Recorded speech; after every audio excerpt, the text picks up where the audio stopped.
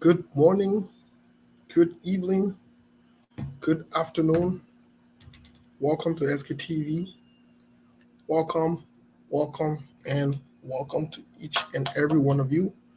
We'd, we'd like to welcome you to today's edition to the show today. Welcome and welcome. Let's invite someone. Let's bring someone to the show. Welcome to today's edition. Welcome and welcome. We'd like to welcome each and every one of you to the show today. Uh, as as always, welcome. Today, I will be playing host to Sekou Kane. Sekou will be my guest today. Whether he likes it or not, he will be my guest. There are a lot of national issues to discuss. A lot. As you can see, the topic, everything under consideration. Everyone is coming in, pulling in, throwing in. Uh, Milborn is here. Let's bring Milborn on from the radio in Liberia. Let's bring him on. Uh,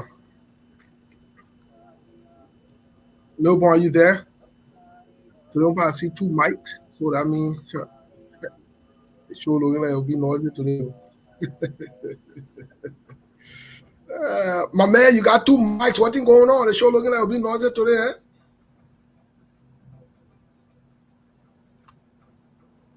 Milborn, we can hear you. You can hear me? Milborn, you're very low.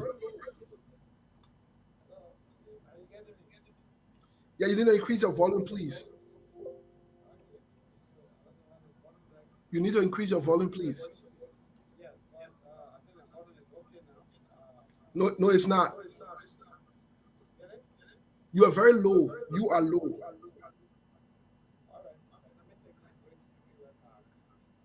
I don't know if you want to log in, log back, log off, and log back in, or whatever needs to be done. But the volume is very low from your end. But I want to welcome each and every one of you to today's edition. Welcome to the show. Um, welcome to everyone. Let me see, Melbourne. Melbourne, let's see here. Uh, I don't know. I mean, got to mute you. Yeah, got to go and come back. Yeah, but welcome to the show, ladies and gentlemen. Today is September 10th, 2022. Today's Saturday. As you are already aware of the date, happy weekend to all of you around the world. Those of you in Liberia, want to say welcome, welcome, and welcome. Those of you around the world, in other places, in other parts of the world, are following us, watching us, whether it's listening to us via the radio, True FM 96.1. I want to say welcome to you. Today we are here. I will be playing host to Sekou. Today there was a lot to discuss. A lot, and a lot. Um, there's a lot to discuss today. We have a lot. As you can see, the topic, in as much as open mic, but there are a lot of things under consideration here to discuss. We have a lot. We have a lot to talk about. So we'd like you to please share the show, invite someone as we get ready to take off. Welcome and welcome. A lot of things in other news that we'll be bringing you. A lot of things in other news.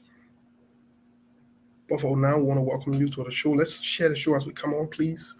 Let's invite someone. Uh, as we always say, the Liberian people are the most important people on earth. That's what we believe. We also believe that the Liberian women are the most beautiful women on earth. That is the truth of the matter. Uh, if you are here, once you write, we'll greet you. It's been a while since we greeted our people here. Let's greet one or two people, get other news, get to the musical break, and we will get started for today's edition. Let's greet one or two people here. Judah, welcome to the show. You said you're watching from Stockton, Sweden. Welcome to the show. Yvette Sifas, welcome to the show. Mohammed Enza Dolly. Mohammed Dolly, welcome to the show. Caroline, I don't want to butcher your last name. Is that Willow? Caroline Willow? Welcome to the show. I hope I pronounce it well. Naomi, Naomi, Mimi, welcome to the show. So the only way we know that you're here, unless you write, we identify you and we'll move on. But if you don't write, it will be practically impossible to know that you are here. So let's share the show. Let's invite someone. Like I said, a lot of things to talk about. I'd like to jump. My sister Deganti. Deganti, what's up, sister? I owe you a call. We need to catch up on something really quick. I will hit you up so we can talk. I do owe you a call. Yvonne, welcome to the show. Kamara, welcome to the show. Yes, as you write, we know that you're here. We identify you. It's been a while since we identified Abraham Sinayoko. Abraham Sinayoko, welcome to the show. I hope I pronounced your name well. I do hope so. Give me a quick, brief second here while you are logging on. Give me a quick, brief second here. Give me a second. I will just get you to a quick musical break. I need to take this call quick.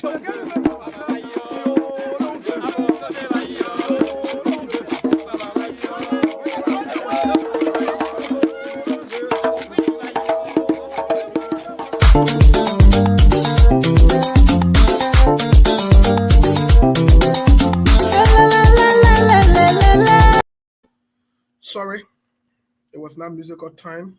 It was not a musical break, but I had to take that call to confirm something really quick with the radio station. So I had to take that call. I had a quick call from them. So I had to take it, but I didn't want you to hear our conversation, so I couldn't, So yeah, as you write, we'll recognize you and we'll definitely acknowledge you for being here. So let's share the show, guys, as you come on. Caroline, welcome to the show. Caroline, sorry, I butchered your last name. You know now that the country in us. You essential me. Okay, no problem. We can have diplomatic conversation and get our session off. Is that Thon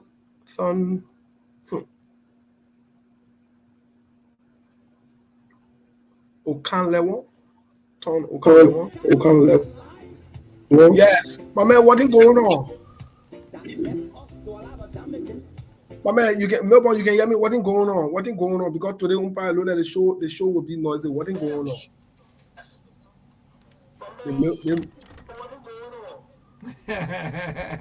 Steve, I don't know, but what? In fact, today's weekend, though, and in fact, today having to be the birthday. So yeah, the whole birthday, you just looking something that win the birthday. What's up with that? yeah, no, I'm trying to do some interlude or music.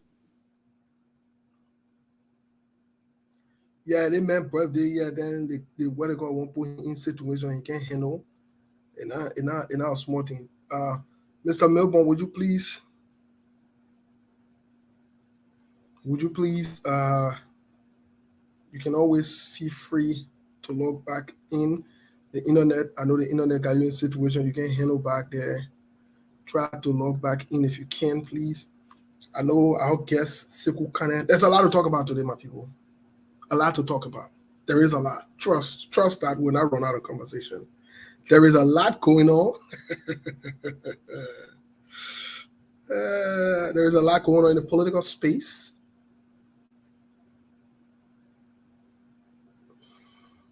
I know, Beverly. I have to learn all these. Yeah, the Nina. Yeah, not easy. It's not easy. The Nina. Yeah, the Nina said the Nina. Someone the Nina. Yeah, but y'all don't get fair with me, my people. Y'all consider me that a country boy in town. So we gotta, we gotta do it some kind of way. The show. The show about to start. I know when the show will be noisy. I know. The show will be noisy today because some of you guys are getting ready to get there. Start getting ready because the show will be noisy. I can tell you that for a fact that we're going to have some serious discussions here about key political figures and actors and about some of the things that are going on. that you might not be quite aware of, but some of them will be information. Some of them will just be confirmation for some of you, because some of you are in the know of some things as well that we might not be purview to as well at this point. But we know for a fact that there are a lot of things going on. We know that. And we are willing and ready to have these conversations anywhere and anytime. No joking about them. We're not going to joke. We're not going to fool around. So uh, we're going to go into other news, because in other news today, other news looking like let's recognize the people then first before we go. Jackson Moore Jr., welcome to the show. Ruth Rabba Pengba, welcome to Ruth. It's been a minute. Ruth, how are you, Mama? It's been a minute. I haven't really paid attention to you or you following us. It's been a minute. Good to see you on. It's really been a minute. You're one of our faithful and key followers. You share the show. You and Poe. I just forget. Ellen Poe. Yes. I remember you guys way back. You guys have been, faithfully committed to this. Justina Beverly Padua, the person that can be using Beverly Nicole and said Justina. I don't know who that person is. That person, and they get a picture too, Beverly. So you gotta know what's up. Tilla Gibson, what's good? What's happening? Tilla Gibson, what's happening? I hear say your ANC pool, you're having what ain't going on with ANC pool? You're having something on in October, eh? Yeah. All right. I hear say ANC pool doing something in October. They're having a convention. Okay. Who we here? Who the least better than we here? If you're involved, we get time with Shofi. You're not involved with inside. We get anything you do, we not fair. Anything you do, we not fair. Any situation you're put in, we not fair. We not fair. Brihama Fode Chabate, welcome to the show. Hold on, let me pronounce the name. Is that Patakai?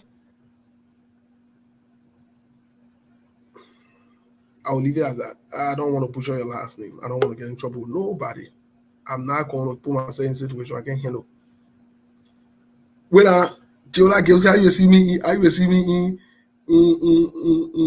October that air Joria will rather go there. Like you vote for A, like you vote for B, That like air you vote for C. Joria will rather go there. All these things, they will still My come man, back what to is going you. on? Melbourne on the birthday boy. So SKTV, we're doing everything possible to link up with our team. Birthday boy, hello. So that's the topic for today. That you will call him, tell us Melbourne, what in your hello. mind, some of the burning issues. Connecting. Because there are a lot of you out there, a lot of burning issues on your mind. So you will tell us. The birthday boy, Economy, maybe. Well, Melbourne, you might want to try again because we're not hearing you. I will have to text you to see King Gawe. Welcome to the show. All right, great. So let's get to other news really quick before we get into the subject here, into the conversation, because there is a lot to talk about. Like I said, there are a lot of things to talk about. A lot. Orito, hello.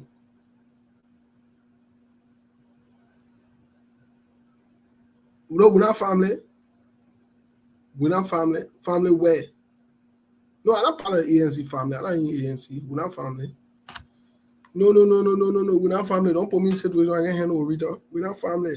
Family? No way. We're not family. I'm not join ANC. I'm not in ANC, so we're not family. Yeah. So y'all let us know what ain't going on. But anyways, let's get to the subject matter here. I think let's get to other news really quick. Let's get to other news. In other news, we'd like you to know, we'd like you to be informed that Jose Yuma Boakai is saying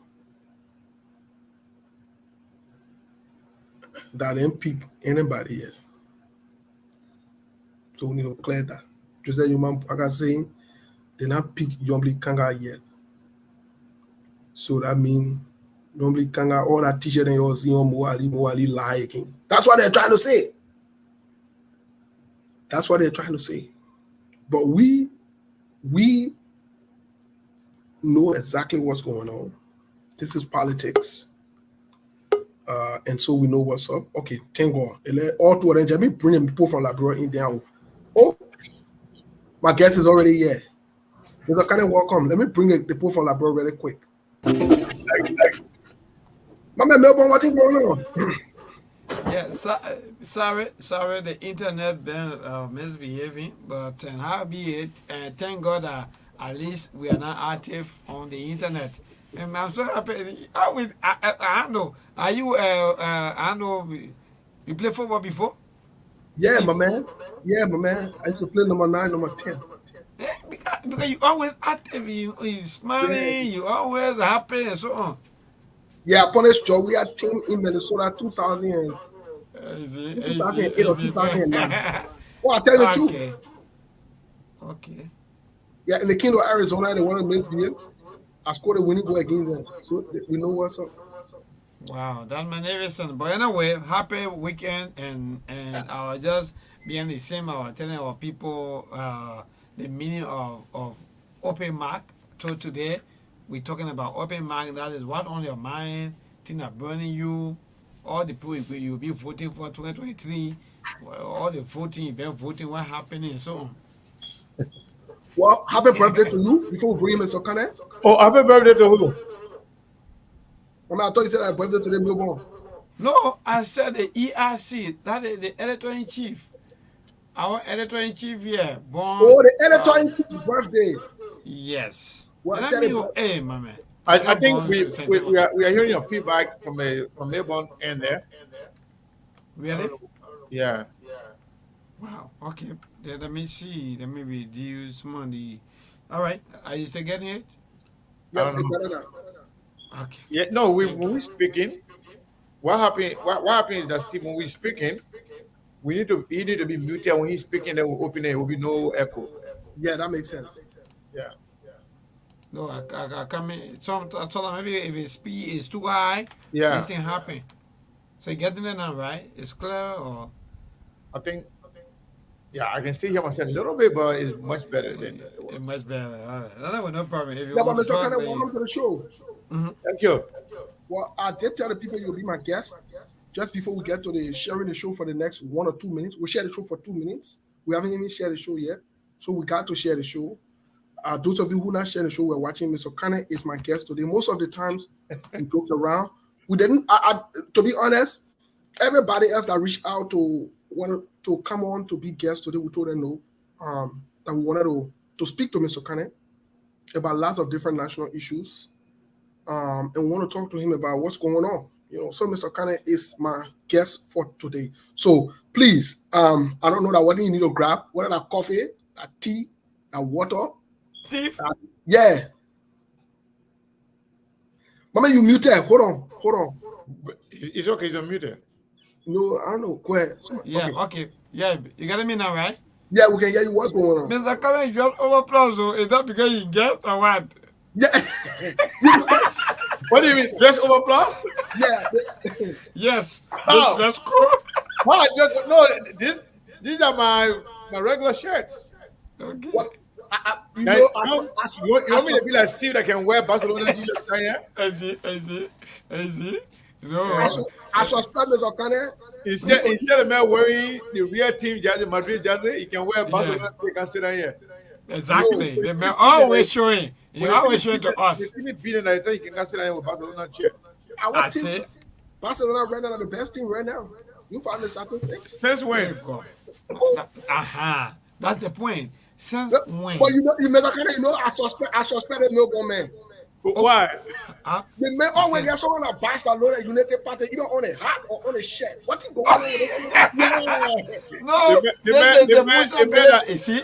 they made an honor cover UP.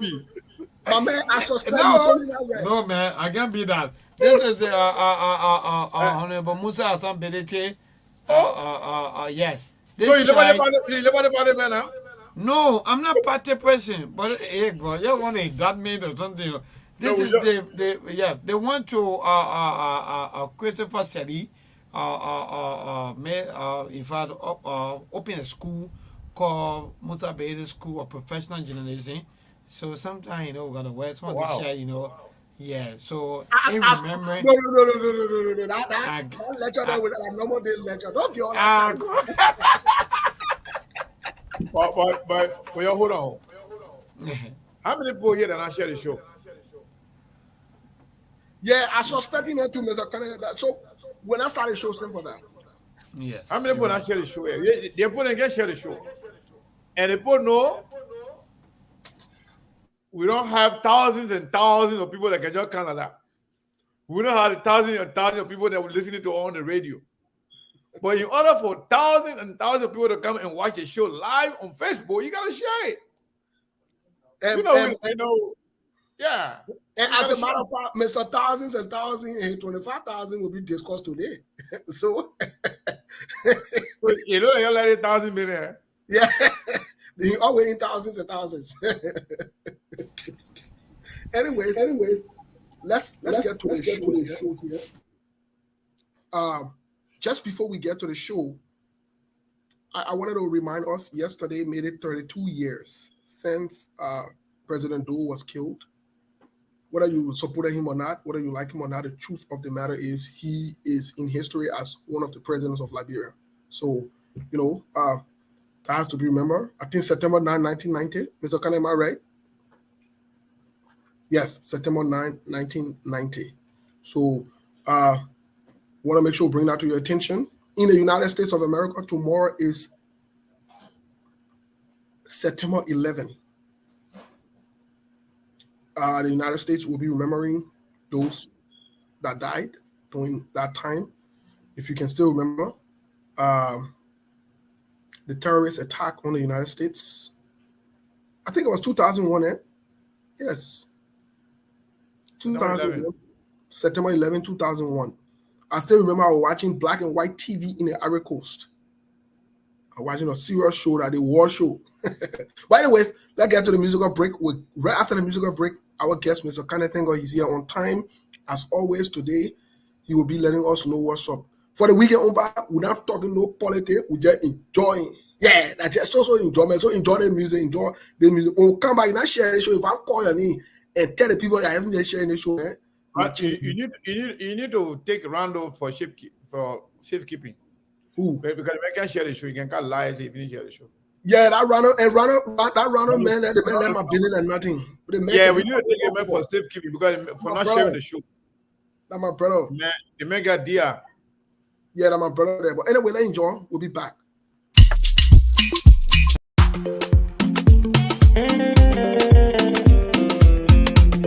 You don't even know my story.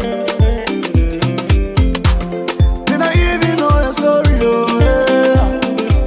Oh yeah, you know on the beat, Bobby Loca. So Mora, you post a new car on Facebook. But that's so la la. You working butter. Loving and acting jealous, say you photo.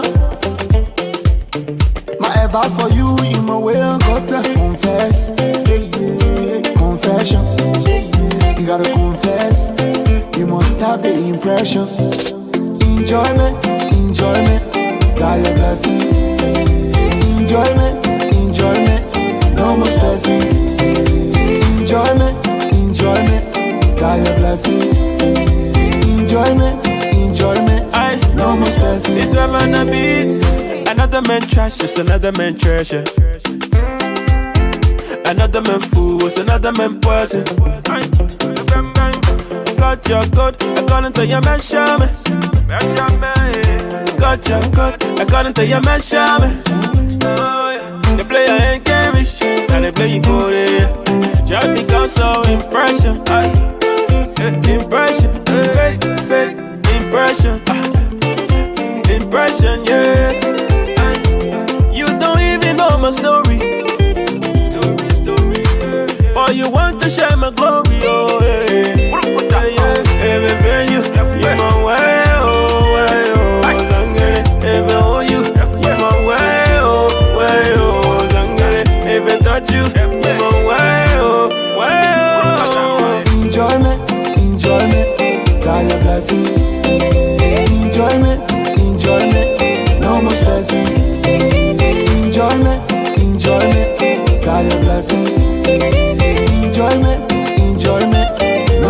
blessing. Jeje, jeje. The hammer you driving a day into keke, keke. This a ballin'. The thing that we talking, they must stay right here. Stop spoiling my minute. I'm living my life, oh. I beg you, yeah, that's small. Dancing, I was doing it back again. I confused Johnson. Man, I can dance, bro. I need to praise myself. I can dance, and you saw losing it back. You saw it. But I keep putting it on hold because when you're talking, it can be repeating. So when we mute the studio, everything can look good. When he's speaking, we're not talking. It's fine. Oh, So that's yeah, true. so the adjustment was not stay good. Well, Right now, you're very loud and clear. So we can continue like this until when he's ready to speak. We can unmute his line. Wonderful. I want to welcome my boy, Mr. I Love You. Mr. I Love You, welcome to the show. Who is the company? I love you. Oh man, Mr. I Love You, Mr. I Love You. The guy who came do the comedy. Mr. I Love You. You already know the man now. The man saying here today. So okay, welcome. We recognize Mr. I Love You. Mr. I Love You. Good to have you on the show this afternoon. But yes, Mr. Kane, like I said earlier, Mr. Kane would be our guest. And Mr. Kane is here. Mr. Kane, welcome to the show this afternoon. How are you doing? I'm doing wonderful. Thank you. Wonderful. We are going to not waste any time. We want to get straight into the discussion. Just before we get into the discussion, Miata Dakina, I beat her before in dancing in California, back in Oakland. I think somewhere in 2019 or so. But she still won't challenge me in dancing. Miata, I take on the challenge. It's no problem. Miata Dakina. Where to that here? Anyway, let's get to the issue. Let's get to what we're here for today. Well, Mr. Kane, during the course of the week, first of all, what is your take on this whole Nathaniel McGill? Similarly, the isolation, the slowness in the investigation. It's going to a month now since this sanction came up. I think it came out August 15th. We are today the 10th, 5 more days. The president did say there was going to be an investigation. We have not heard anything about investigation. We don't know what's going on. But Nathaniel McGill, in my view, and in the view of other Liberians, whether you support him or not, feels isolated. Feel as though he's been alienated. What is your view? What do you think? Yeah, first of all, I want to say thank you to our folks in Liberia. Speaking of Truth FM 96.1 in Duporo, Painesville, Liberia. I want to say a big thank you to our very important followers that are here regardless. Rain and shine, they're always here. I want to say a big thank you to everybody for sharing the show. If you haven't shared the show, please go ahead and do so. It's very important. Steve, before I jump into to answering your question, I just want to clarify a few things based on some of the posts that I've made in the past few days. I was somehow contacted by some of my friends, especially from the CDC, that have problem with some of the posts. Specifically, the first one I'm talking about now was when I posted that we have reliable information that the CDC plan to cheat so they can win the first round to avoid opposition coming together for the second round. So one of the hierarchies, I'm talking about one of the top person of the CDC contacted me expressing their dissatisfaction and disappointment in my post that we should balance, the show and when the person went on to say that how much they admire me, how much I remind them of, Mamadi Jakite and the rest of it. But we need to do more to balance the platform in order to keep everybody on here, not just the opposition. And we told them we appreciate the compliment, but we have always been balanced, and we have always reached out to everybody, whether CDCN, UP, ANC, ALP, everybody. We reach out to everybody, especially when we receive information before we can bring it to light. We always like to contact all parties to know exactly what is going on before we can come and bring it to public. But if we try to get to you, you're not responsive, definitely we'll have no other option but to enlighten our people based on the information available to us. If you want to have more balance, avail yourself to answer your questions, concerns. So that was that, as that's what I said to the person. And maybe the reason I'm talking about it here, maybe some people that may not have reached out to me may have similar view or opinion on on that particular post. Anything we post over there, trust me, when we get it, we investigate to ascertain the facts, and we'll try to reach to the accused party or whatever, whoever that's involved. If you are not responsive, if you're not responding to us, or try to ignore us, we will talk about it in public. But we always try, first thing. Even the last time when DeLong stuff happened, we made an attempt to reach out to him. Every time, anybody, when something going on, we always like to reach out to you first before we can come and talk about you in public. So that is that. So another thing, Steve, that I wanted to clarify was that I made a post yesterday about how much, we men should interact with our female counterparts, especially females in politics, female in journalism, female as a whole that are involved, female that muster the courage to get engaged, especially in politics where men dominate. So it takes a serious woman, a brave woman, to get engaged with men when it comes to politics. Back then, our people believed was that politics is not for women, it's only for men. But now that everybody is educated, men, women, everybody take the test. Some areas say women can do better than men in school.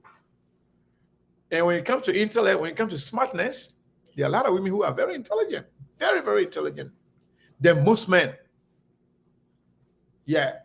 So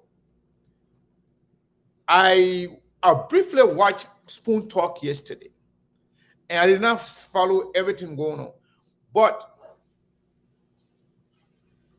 in the past, I've seen many times, even on our own very network here, when guys disagree with a woman, if they don't have anything to say, they will either say something to get under their skin to get them off track, or they will go and call it, insult them, calling them rude, disrespectful, and the rest of it. And I think that is wrong. So I posted something from a general sense. But I didn't know that, in fact, Kefasan directly yesterday called somebody rude on their show, a female. So now a lot of other people now from the CDC, their belief was that I was directly attacking Kefasan. And I believe if you go and read my post, I say men, M-E-N. That was in plural. So those men that are intellectually bankrupt, that they cannot intellectually withstand women or engage women, they will resort into disrespecting them, which is very wrong. And I maintain that. this was not directed at Kefasan or any particular individual. Every man that are engaged in that, you should cut it out. It brings shame to us, the men. Because I know very much we are intellectually capable. We are smart enough to engage our female friends, even when we disagree, without being personal. It speaks volume of us as a man. If you cannot engage a woman, no disrespect to women, but knowing the fact that women are our mothers, our sisters, and you know that women, they're very quick to get shamed more than men, because a lot of men get afraid. But women, when you say something to them, you know, they can be made shame very easily. So you got to be very, very careful what you tell them. Even in politics, you don't have to agree with somebody. You can convince them. If they are the one, the aggressor, that's fine. You got to keep your composure as a man and let that person expose themselves. But you men cannot be the one that, you know, every time a woman talks something, if you cannot take on them intellectually or to convince them, you resort to insulting them. I think that is wrong. And so I receive a lot of different calls and, you know, text messages, including from my brother Kefasan himself, and I told him the same thing. This was not directed at any particular person, but I just believe that every man that is engaged in that kind of behavior are weak and intellectually bankrupt. And I still believe that. No man should be doing that. So, Steve, going back to your question. Just before we get into the political question, because we need to clear something here. Normally, I've made up my mind not to pay attention to people who write or so forth. But when somebody makes an allegation and they were part of us, that allegation needs to be clear. Because we are on this platform. All right, hold on. Maybe somebody can misconstrue what I say. In our African tradition, somebody who is shy, who quickly to be embarrassed when you attack them, we call them, you're making the boy shame. So it doesn't mean that there are some people who got drafted, but I believe women, for the most part, are covered with a lot of respect. So when you shame them in public, they're easily to take offense to you more than men, because most men will fight back. Some women that are strong and very much educated, they can withstand it, but for how long? Most of them will even play, you know, the female card or the gender card. Some of them will withstand it, they will take it to you. But majority of the women will have problem when you do that. But why is it that men can't have a conversation without disrespecting other people? I think every man should have the ability to engage without being disrespectful or insulting other people. So I pull up this post from Koto May Blessing. As you all are aware, Koto was on the show as one of the panelists. While Sekou was speaking, Koto made this assertion. And I think this needs to be clear out because she was part of this panel. And when people decide to do things like these, then maybe we need to clear the air. I was not going to allow this post from Sis Koto to pass away. No, I was not going to allow it. So, Mr. Okana, what do you say to what she said here? Because she made similar accusation against me months back, similarly to this. What do you say? Actually, I'm just seeing this post from our sister Koto. I don't want to actually say much about it, but what I can say is that is to respond to Sister Koto directly. We did not sideline you. If you think we did, we apologize. But the reason why you're not on here is because you wrote us. I did not even see that writing almost a month after when I saw it. That you have, first of all, you started by telling us that you have different engagement at your work. You're going to take a time off. And slowly went away. Then eventually you wrote us. If you want, we can make that writing public, that you will going away from the platform. As a matter of fact, 2 months after we have not appeared on this platform, your picture will stay consistently on our flyers as one of the co-hosts. It was after when Koto wrote us to inform us that she is not going to be available on the show any longer.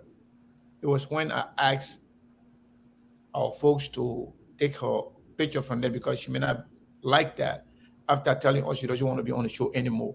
But if she can come here and say we sidelined her because of Musability, I have no idea what she has to do with Musability. I have no idea why she and Musability have in common. I have no idea the significance of her involvement with Musability. I got no clue, let alone to take her off the show for Musability. I got no idea. But again, she's entitled to her right.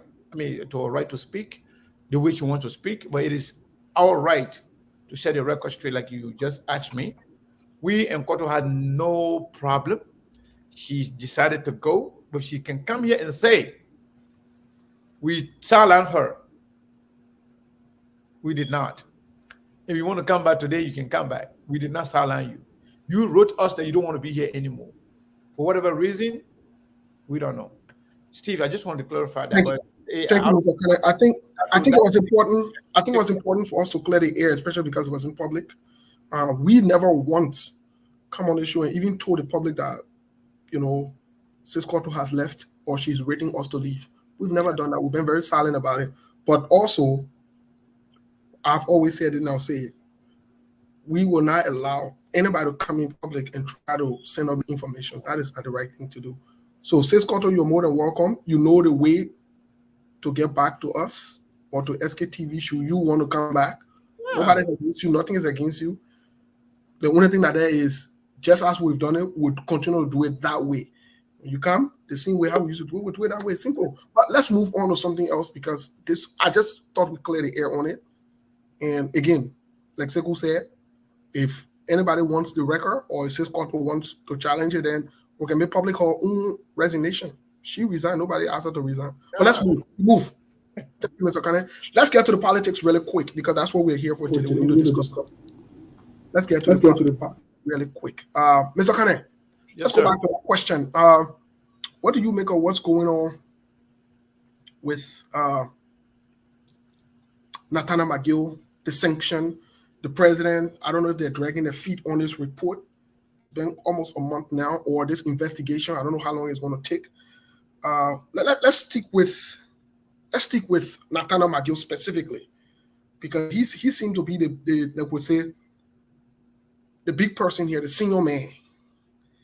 What do you make of the isolation and how he's being treated? When I say it, sometimes people say, that now you left McGill. It's not about liking.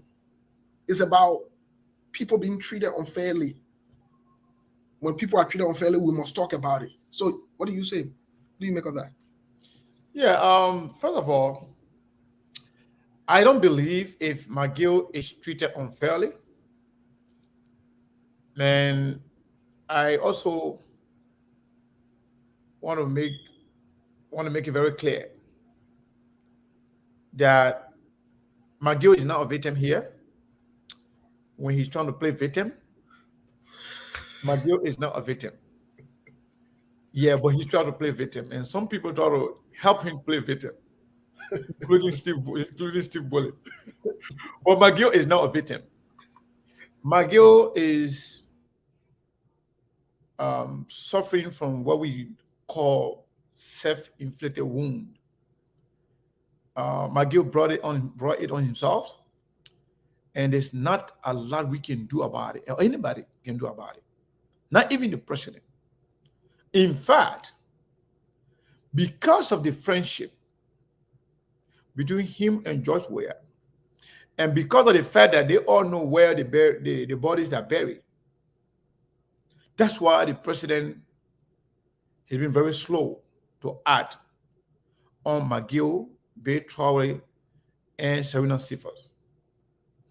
And one of the reasons why the president is slow in terms of firing McGill, Sifas, and Bay Traore, he knows that Bay Traore is going to resign regardless because he wants to run.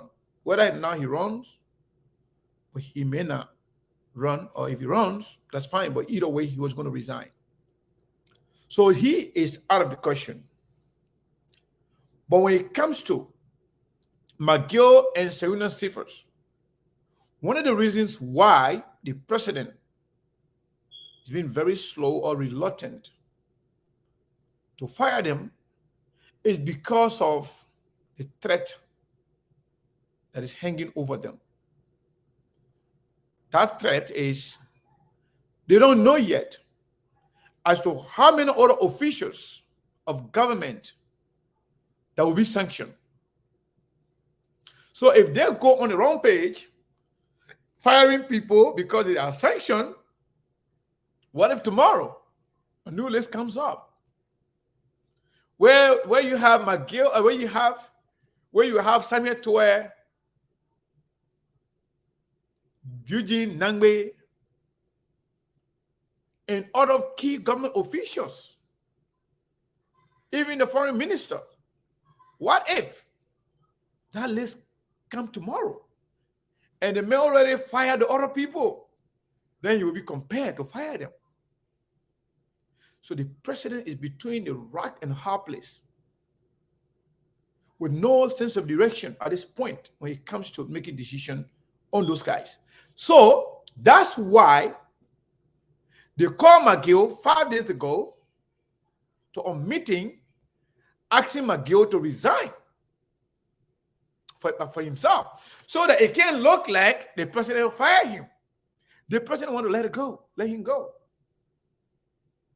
But the president is afraid, not because of McGill will do anything to him, but he's afraid. If I fire McGill and then tomorrow there's Samuel Toer, then what we do? I got to fire Samuel Toer too.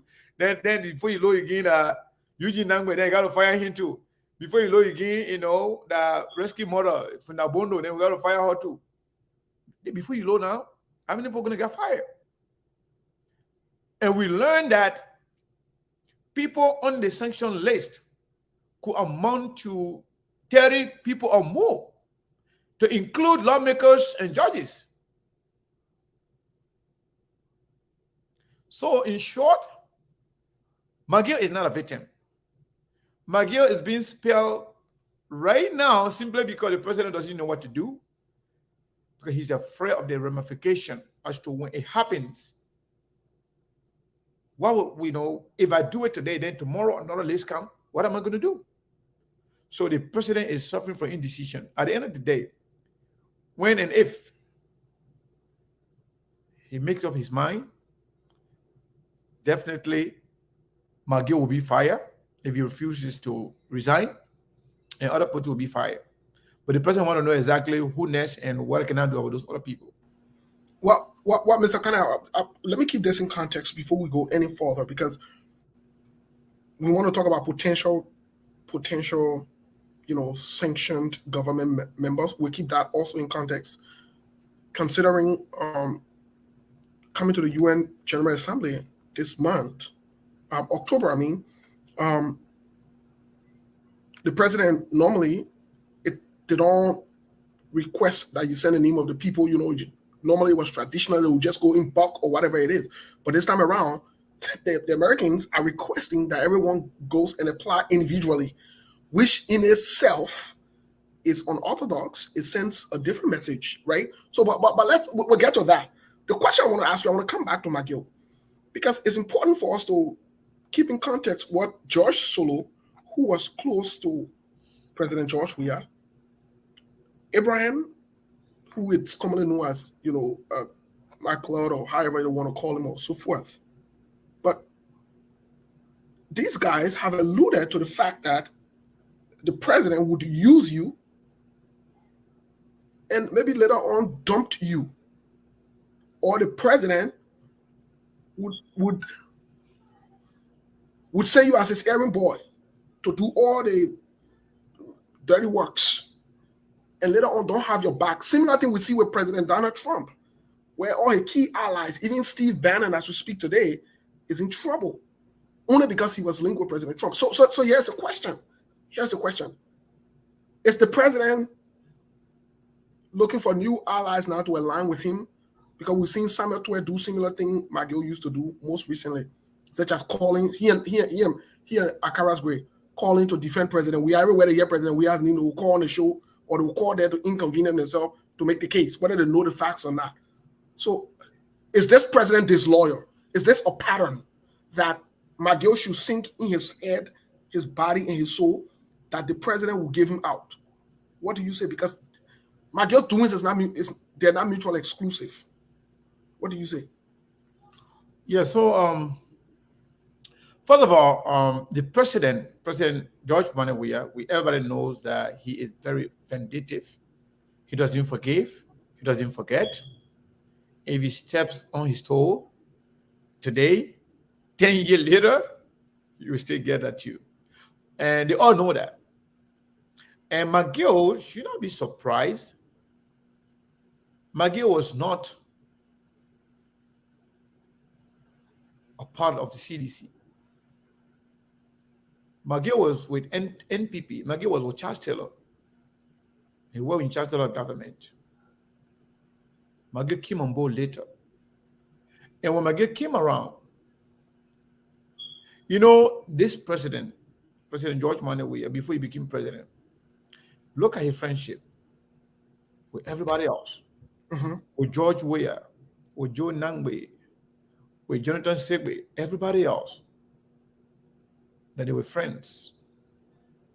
How did the friendship end? How did the friendship end? They ended so bad. He has no friends. You only value loyalty. We are loyal to him. At the time, he valued that. But his own friends, everybody that have worked with him, pretty much. I mean, if everybody wrongs you, that means you have a problem. I agree. Anybody that you think that everybody wrong, you always right, but you always have problem with everybody. But you think you're the only person that is right, then something is not right with you. So that is the case of President George Weah. First of all, President Weah is not a leader. He's a manipulator. He manipulates people, use the person for a time being, and then dump you when he's done with you. So McGill now knows very well that he's done. That's why he's trying to exploit other options, other opportunity to go for something like senator, so that he can be protected and stay be in the loop of eating money.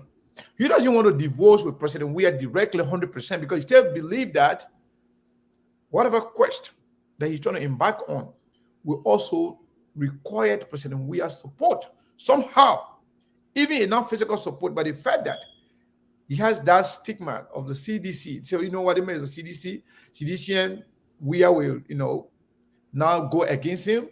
He can even not be closer to Weah anymore like he used to be. We can still use the CDC, to go somewhere, to go and find other options. So yes, McGill knows he's done. He knows that. And Weah will not even look behind. Weah's only obstacle right now is because he doesn't know if he fire McGill and other people, then what happened with other people that will be sanctioners. So I want to throw in something. It's been alluded, and before you say this, let me just respond to somebody. Sometimes I don't know the age of this person called Randall, but I just want to give me a little bit of my attention, maybe like just for 2 minutes, 1 minute maximum. He's saying that we are here. This is a platform that speak of, people being tolerant. Speaking of inclusiveness and everybody, that we are pushing away one of our co-hosts for their opinion.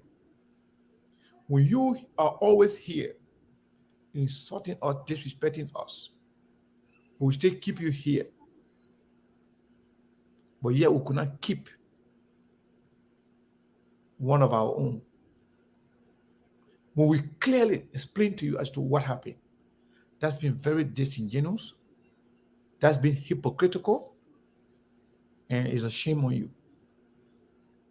I just like to give people a little bit of attention, because if you ask for it, I give it to you and we move. So, Steve, you may continue. I apologize, but I think he needed that. Because if we cannot keep anybody here, he shouldn't be here. Because he's very awkward. He doesn't contribute anything positive. He doesn't even understand Liberian politics. They run their mouth, they accuse and insult everybody, anytime, any day who disagree with them. But we still keep you here. You come here and bring insult on us. Just a click can take you out. But we say, no, be here. We need everybody here regardless, even those that insult us. But for you to come and spew that kind of garbage is a shame on you. Go ahead, Steve. Yeah. So I want to. It's in the public. We have now authenticated it yet on SKTV. We are following it, and hopefully by tomorrow or sometimes next week we can get the facts to it, because we like to speak to things that we're aware of, so that today or tomorrow when you wake up and you say, "Oh, I won't carry the person to court," we'll present the evidences there, because this is not a joking thing. This is a serious thing. So it's been alluded in the public that Samuel Twe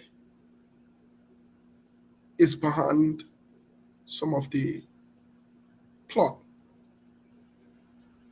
to oust McGill, to get him out. If all factors stay constant, just before all factors stay constant, as evidenced by that, there seemed to be not maybe this relationship between Samuel Twe and McGill.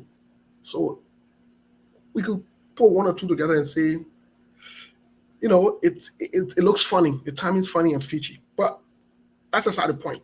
If all factors will stay constant, do you think these guys played McGill? And what do you think McGill should do next? What should be McGill's next course of actions in respect to what's going on, whether it's from President George Weah, from the Samuel Twe Uno Camp, from the Eugene Nangwe or other people? What would you recommend? How would you recommend McGill goes about this? Let me say this. I want to be emphatic. McGill sanction has nothing to do with Samuel Twe. Those who are spewing and perambulating the social media with that garbage are people that were benefiting from McGill directly, and that are afraid that they may not have that opportunity any longer. Those are the ones accusing Samuel Twe and other people. This sanction is bigger than Samuel Twe. Samuel Twe mouth runs a lot. He went on to tell some people that he's sure 100% that his name was now on the sanction list. So because of that, some of the same people now carrying the news around, the fact that Samuel Twe say he's not part of the sanction list, that means he knows who are there. That he probably one of those people who collaborating. Sometimes you may not be the one to commit certain crime. Or maybe you may be a part of committing certain crime. But if you agree to collaborate with investigation or investigators, they can, and collaboration means you are ready to give evidences. You are ready to provide proof. You are ready to, admit that, okay, it happens.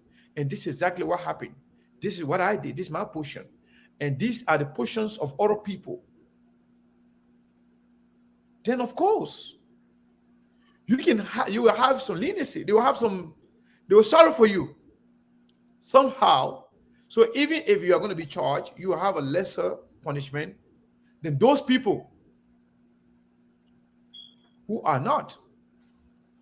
So, Steve, to tell you, let me say this. The people like the Costa and some other guys who were benefiting directly from McGill are the one that are trying to create problem. For example, Costa, Eugene Fagon, people like that. Those are the ones that carry on that story. That Samuel Toure has something to do with it. That's why Fagon came on his show and directly called Samuel Toure a name. That's saying it happened. Samuel Toure now calling McGill. He's not reaching out to the man. He's not doing this. He's not doing that. In fact, they are not accusing Samuel Toure. They are accusing Eugene Nangbe to be a part of it. So how sure are you that Eugene Nangbe is part of the plot to and Samuel Toure are part of the plot to get rid of McGill, but yet they themselves could be implicated on the sanction list. So they want to remove themselves and remove McGill. So in short, Steve, McGill's problem is way bigger than Eugene Nangbe, is bigger than Samuel Toure, even bigger than the president himself. Because you know what? If they don't do the right thing, all of them could fall in the red oil, and all of them will get dirty, and they may not survive it. So, Mr. Kana, I want to stick back to this. What would be your recommendation to McGill? McGill? What? Resign and move on with whatever move on with. But move on in what context? Because in all honesty, the city, if he resigns, like you're saying, just resign, just move on. The CDC wouldn't work with him. The letter states it clear that. But let me tell you something. If McGill resigns, he may not have political position. But in Liberia, we get a lot of criminals moving around with money that they accumulated through criminal means. For example, Benina Ures in Liberia, he got money through, going to buy guns to come kill the Liberian people. And the money he stole from Maritime, he's there. Nobody asking him, nobody arresting him. Prince Johnson is in the Senate. He killed people on camera. He himself, not only being a rebel leader, but he shot people and killed. He's serving in the Senate, making decisions for the Liberian people. You have Vani Sherman, who is corrupt to the core. But he's there. Nobody going after him. He's there making decisions. He was even trying to steal from the Liberian people just recently. They include Darrell Dillon then to go and steal from the Liberian people. So those people are there. So McGill, if you gracefully resign and move on, and for the fact that all the stealing that he did, he didn't do it alone, this guy will not go after him. They will not prosecute him. They will not do anything to him. And McGill should forget about coming to America. Whatever money he got at home or in the bank in Liberia, whatever he can use it. They will not do anything to him. But let you just forget about politics. Maybe go do more farming. Okay, you get money, a lot of money. You can even be richer than some of the people that work in government. That's my recommendation. And if you want to fight, let me tell you this. If he wants to fight, he will go down. Because these guys, they can get rid of him. They know he's in and out. They know everything about him. And even those rebel generals that are there protecting McGill, they wouldn't know money. They wouldn't know power. If you have no power, you're nothing to them.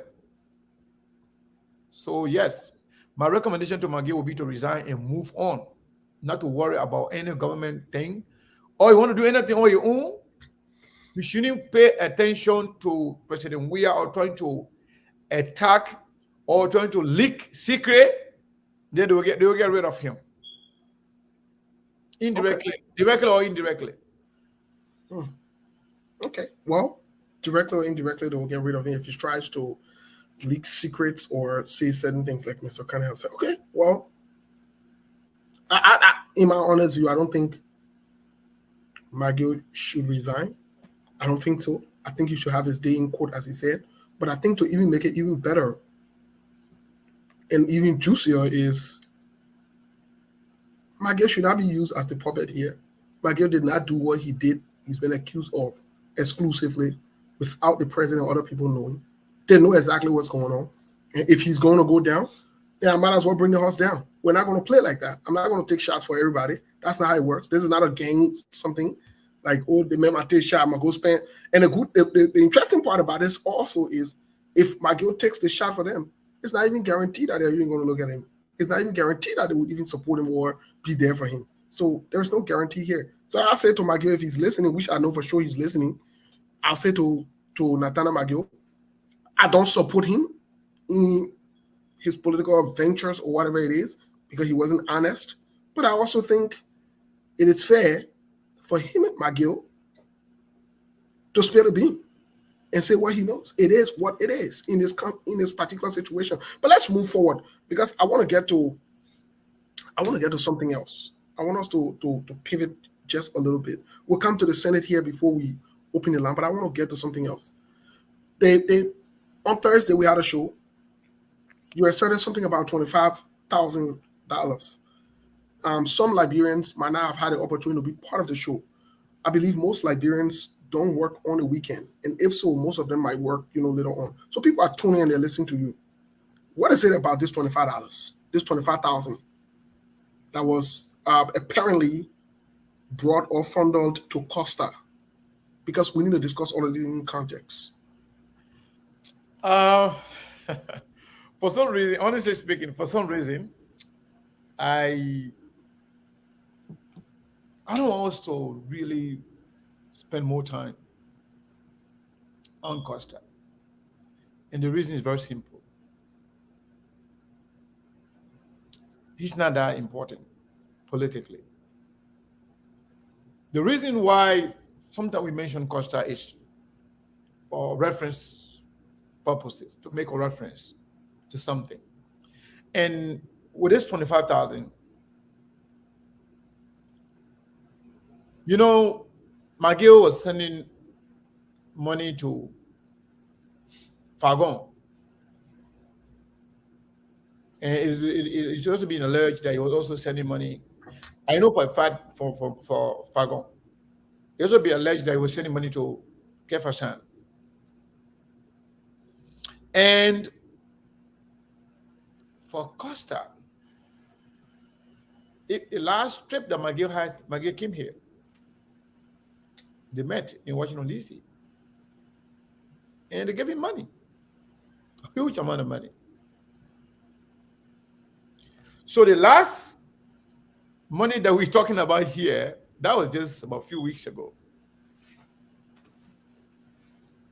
And now, what's happening is that Samuel Twere trying to get involved. Even the reason why they are saying that even the Samuel Twere is the one that, trying to get rid of McGill, that Samuel Twere trying to make sure that even if McGill leaves the presidency, because McGill is near the president, McGill is the one that do all the dirty work for the president. So even if McGill leaves the presidency, Samuel Twere is still able to perform whatever McGill was doing without being in that position. So all the links that McGill was feeding, Samuel Twere tried to fill in. Let me tell you something. I listened to Twere yesterday, and most of them, they can watch this particular show. I can tell you that. They are not comfortable calling here. They are afraid of hard questions. But they watch this show in other network. They may not even be big, but they watch them. They listen. And they take cue from here and Auto Network. Samuel Twe was the one that sent the money, and he was sent through somebody else. And Costa received the money. So, in short,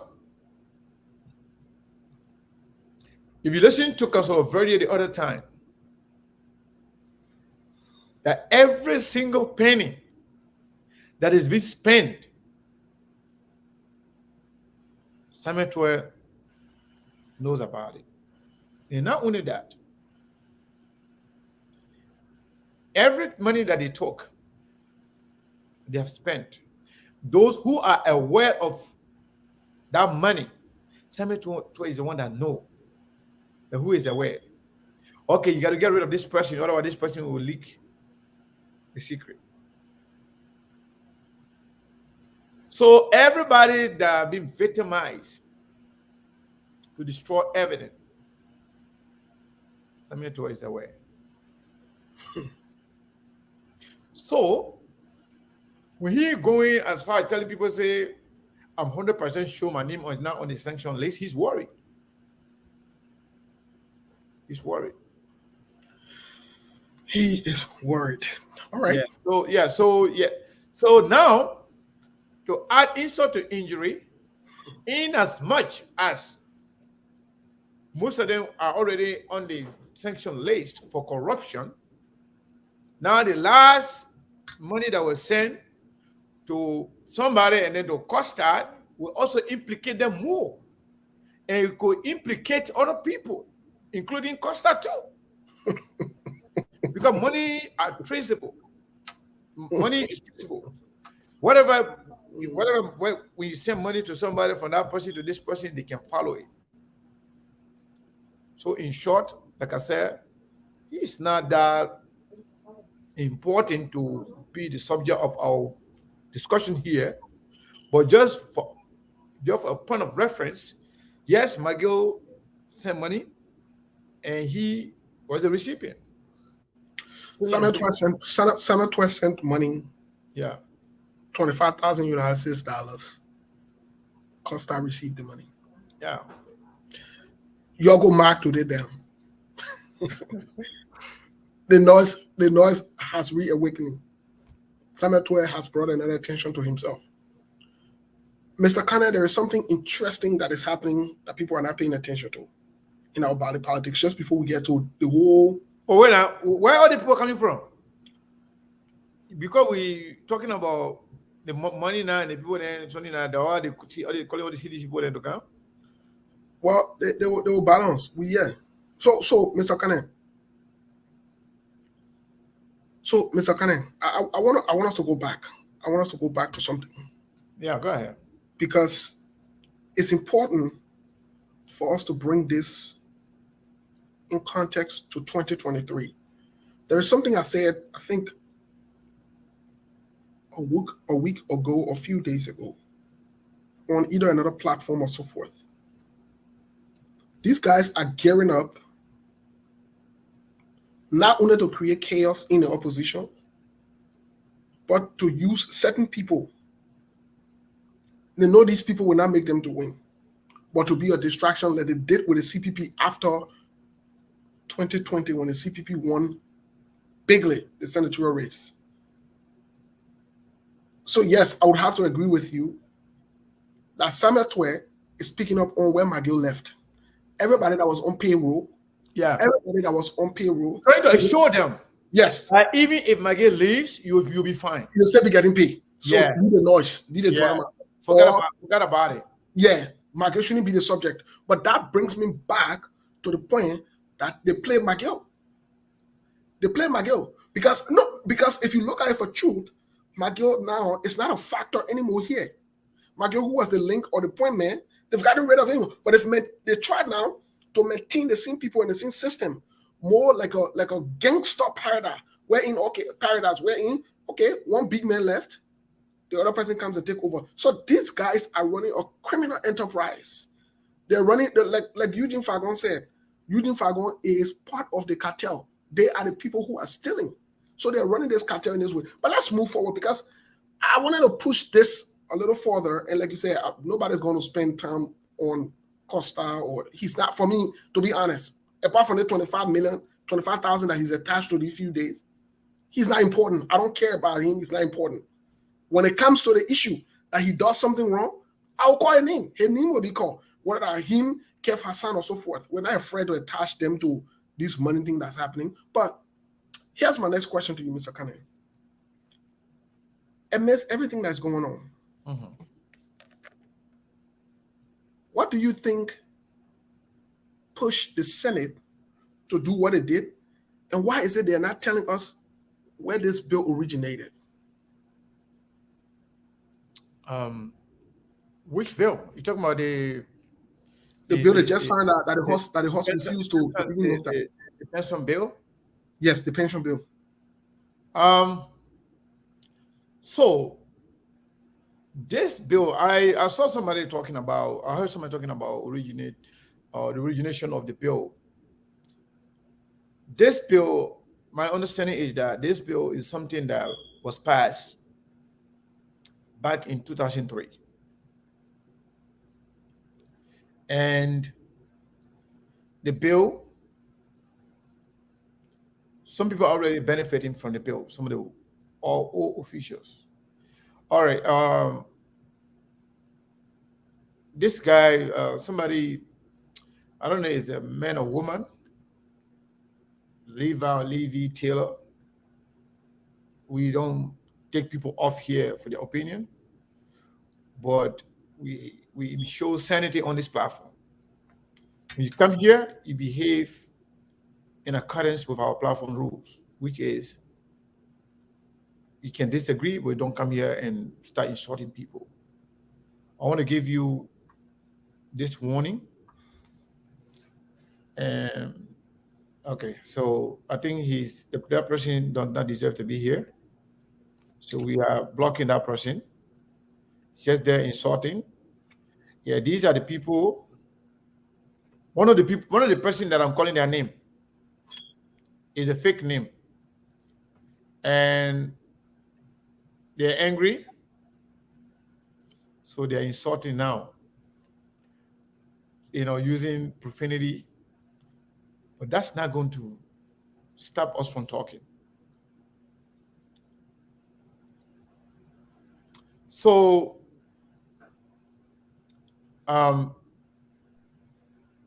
the idea that you will get angry. See, I'm going to come back to you. I just want to say this, right?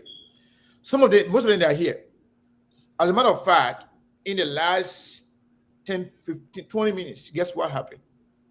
Somebody, because we're talking about what's going on, especially what is deep about CDC and what's going on and the Samuel Toy McGill issue, they took the link and put it in one of their chat room. That's how you saw all of them coming to come and listen.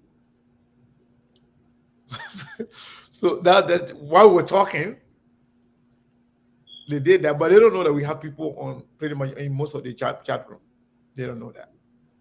No balance. Security on security. So the money that these guys have already taken, the record that is already there for them, Steve, is there. Nothing going to change about that. The problem now is people that have been called, people who have been designated, McGill being the head, the top guy right now, among people who have been designated, they don't know what to do with them. I'm telling you the truth. The meeting that they had with McGill, asking McGill to resign, you know the discussion that we held before? You listened to McGill when he said, I've written the president. Yeah. And you're going to be coming up soon. Yep. I've written my position about the sanction to the president. And then in that letter, McGill is asking the president what to do. He's demanding the president to have an investigation. Since that time, have you seen any names announced or any institution being directed to go ahead and investigate them? No, nothing's been done. Nothing's been done about it. Absolutely nothing. So to tell you, Steve, this fight that is going on is bigger than McGill. Okay, let me tell you this. Seditians that are considered disenchanted seditions, like the Solo, the other guys, Lester Cheney, all the other guys, Eugene Fagon, and all the other people there, who were already on the fence that are now with the CDC, they are celebrating what happened to McGill, but it didn't happen to McGill because of them. So McGill being there or not being there will not help them. Because what happened, McGill is going to be removed, or McGill is no longer going to be there, but it's not going to be Lester Cheney. It's not going to be Josh Solo. It's not going to be any of those other guys who are there been fighting McGill day in, days out. But they are happy. They want to see more fighting. They want to see more, infighting within the CDC. But what they got to benefit in it? They're still looking for the president's attention. But the president is vindictive. He's never good. Let me tell you something. George Solo, Lester Cheney, Michael Lloyd, Eugene Fagon, Michael Lloyd, all the other guys, they're never going to go back to that government. Joe, we don't even care about what they say. And those guys, let me tell you too, they are not that powerful. They are powerless. They will only take away a fragment, just a little bit of seditions, but they are not a lot. But they are happy. At the end of the day, those will be the seditions that are going to go join some other opposition, because for them by themselves, they will be threatened that, okay, we're going to go have our own, CDC going to go remove your we are. In fact, CDC going to have maybe we're going to have two party. Nothing. No matter they are unable to do anything. Number one, they have no leverage. They're nothing. They're nothing. Oh, Fagon, just the way Fagon looking, how are they looking? They wouldn't get their mouth. Nothing else they can do to the government. But they cannot go and openly join the opposition, because they may not be accepted, because they have no value. They will even be a liability to some extent. Who's going to take Fagon? What are you going to do with Fagon? That's the point. So the fight is so crazy. CDC may not, if they don't be careful, CDC may not even go for second round, if they don't be careful. Because what's going to happen, they're going to be fighting among themselves. The McGill scenario will come. More people will be sanctioned. And at the end of the day, maybe Joey will tell them and say, I'm not running again. Maybe. So I wanted to get to that. Yeah, but you said something about that money thing. I forgot to address that. So that bill, it was something that originated from 2003, according to the information. Now some other former officials are benefiting from it. But what this guy then did, not only they went to insert themselves into the bill, but they take it to the next level. The other people who are benefiting from it, they are not getting 50%. But Vanish Sherman, DeLong, and other guys who are on that committee, they put themselves there and asking the Liberian people to give them 50% of whatever they are making at the end of their tenure. So the bill this is now like a new bill. It's a bill that they try to somehow amend.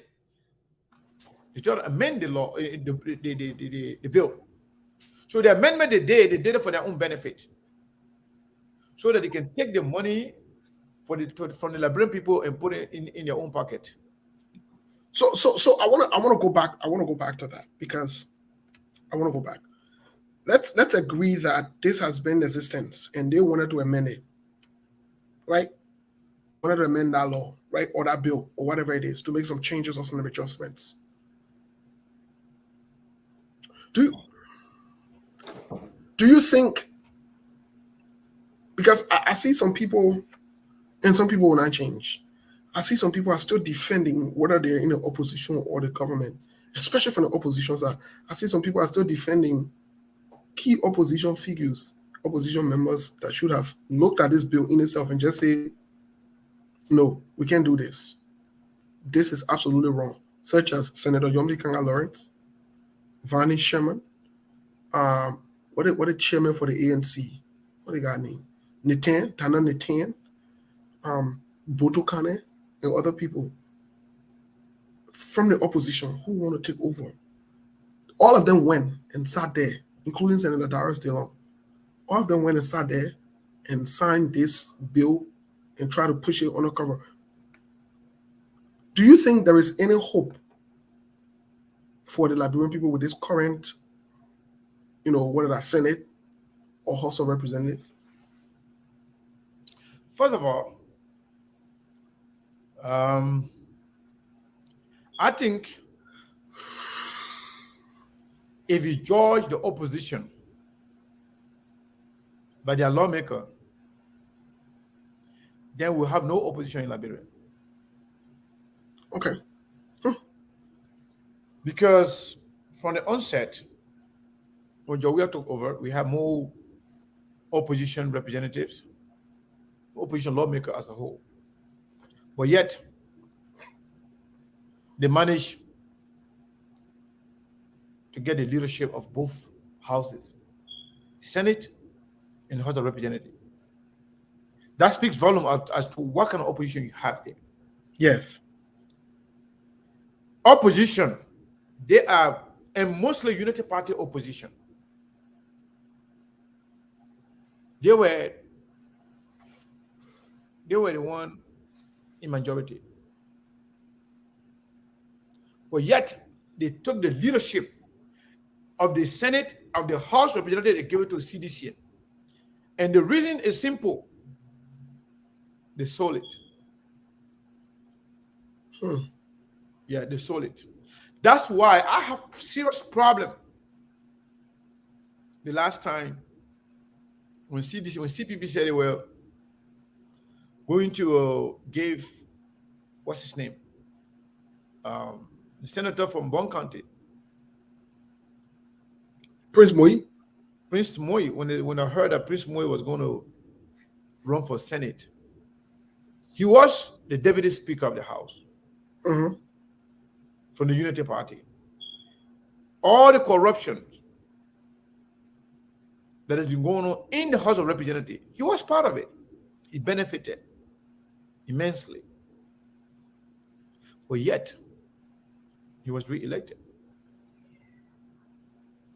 All Unity Party lawmakers that are in there, they have been voting with the president. They have been voting with CDCs almost 99% of the time. How are they opposition? They are just there for the sake of being there. They are not making any laws. They are not providing any oversight. They are doing nothing to benefit the Liberian people.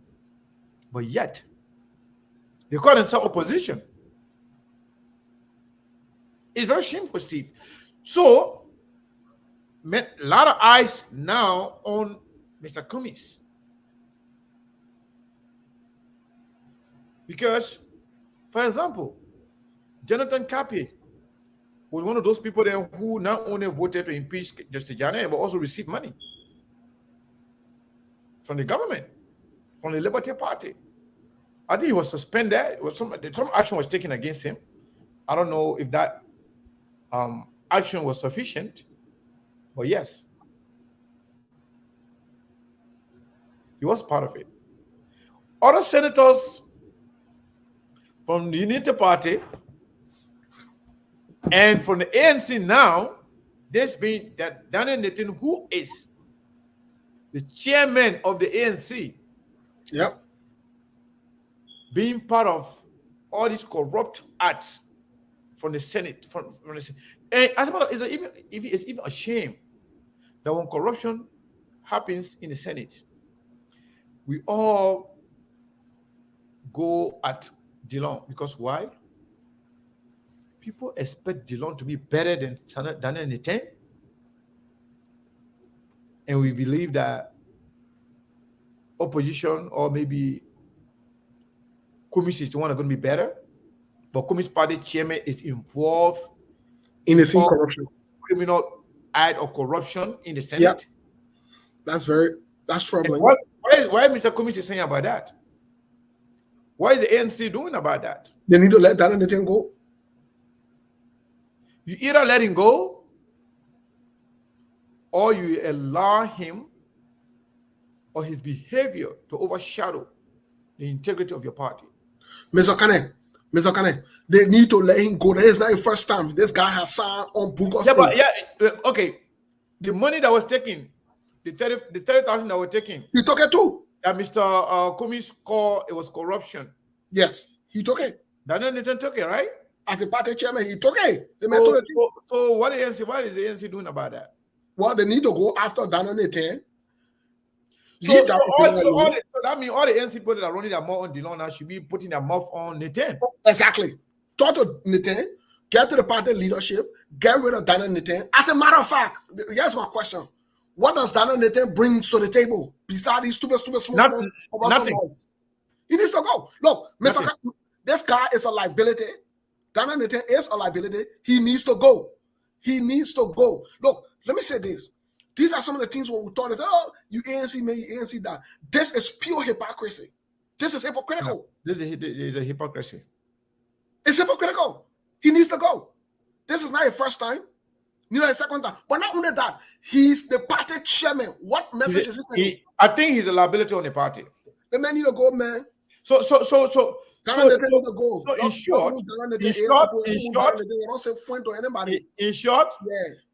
short, that's why I say if you judge the opposition per the lawmaker, that means you have no opposition. They are all useless, spineless, corrupt hypocrites in there calling themselves senators and representatives. That's why CDC been fighting the whole time to put Darrell Dillon in the same category. Exactly. Like Nathan. And they have successfully done so. Now Dillon is no different from those guys. Because if you can, as a matter of fact, Steve, Dillon promised that if you see anything funny, you'll bring it to the Liberian people. Yeah. Well, not only he saw something funny, but you colluded to devise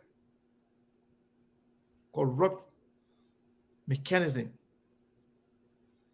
against the Liberian people. You say you're going to be telling us when the people do something fishy, you're going to come to us and tell us. But you went and be part of crooked behavior against the Liberian people. Then we should listen to you. You want to justify that? So this is not only Dillon. To me, all the people that voted, whether you CDC, you ANC, you Liberty Party, Unity Party, whatever you call yourself, they don't deserve the Liberian people trust. Plain and simple. And if any party continue to support these guys who are involved daily on the corruption, who are daily taking our money, the Liberian people money for themselves. If you continue to work with them, guess what's going to happen? Liberian people will say, you know what? Enough is enough. So, Steve, in short, what I can tell you, everybody that is in our Senate that been taking money or that been voting alongside the CDC to take all that money, if they can let them go, you have serious impact on them come 2023. Mr. Kane, I am calling on Mr. Cummings in this open forum publicly. What up? He was elected. Let him be elected in our house. That's fine. He was elected by the people of Papulu. For the ANC to go back into the leadership and let Daniel Nathan go. Any other ANC, look, what if New York even having a senator or somebody get your party title behind it, but they involved with corruption? What does it benefit you? So what do you want to change? Your senator, who is the party chairman, the face of the party, is a hell of a corrupt man. And we're supposed to sit down and we say you want to bring change. We stupid here. So we might call on CDC and say, CDC, what they go? But then you're me, I've told you before, thank God, I'm not in no party, I'm not part of no party. I'm not here for that thing. Me and nobody on that level. Nobody pays my bill. I don't call nobody at the end of the month to send me small thing like cost that meeting people in meeting. I'm not on that team with nobody. So nobody on that level with me. We will say as it is, if we want change Liberia, Nathan needs to go. Nathan is the face of the party. He's the party chairman. Nathan, a hell of a crook. Daniel Nathan needs to go. You're telling bon voyage. Let him go be senator. What benefit does it even do to get senator and a bunch of corrupt people? What benefit? At a bigger extent, sir, I'm very concerned about Senator Yumbi Kanga Lawrence. Why did she even sign that bill? She's supposed to know better. She shouldn't have signed that bill. You see, all of these things when we talk it, then y'all get very with us. But Joe, we are then if y'all will change this country, then you need to start from right here. Let us start holding our own people that are accountable, the people that who care about. You think I don't care about Senator Yumbi Kanga Lawrence? You know how many people beyond Senator Yumbi Kanga Lawrence that I know my relationship with them personally. Do you know? But am I afraid to come here and say, Yumbi Kanga does wrong and say she didn't do wrong? I'm not afraid. If somebody don't want to be friends with me because of that, that's fine. Then I mean you didn't care about Liberia. So the whole ANC thing that we're talking about, we can blame the United Party Senate representatives and senators who are in majority. That's the fact. We can blame them. But let's talk to the ANC people. Y'all leave your friend alone. Y'all go tell Daniel Nathan, tell Alexander Cummings, let Daniel Nathan go. But look, Butcher can't be doing for. Let him go too. Nobody worry about these people. If you're doing like that, they will not say you're serious. Let me tell you something. Let me tell you something today. Butchers, right? Butcher was elected on ANC ticket. But Butcher, I believe Butcher paid more loyalty to UP people than more than the ANC. The Liberty Party people there. That's just a fact. Butcher get more connection, more respect for people in the Liberty Party and in Unity Party than the ANC. Butcher is just similar to this guy, Simon Taylor. What is he? The other person from Kipman. That's Simon Taylor who were there earlier that left. Okay. And he went to CDC? Okay, Butcher will eventually go to maybe United Party. Because most of those guys,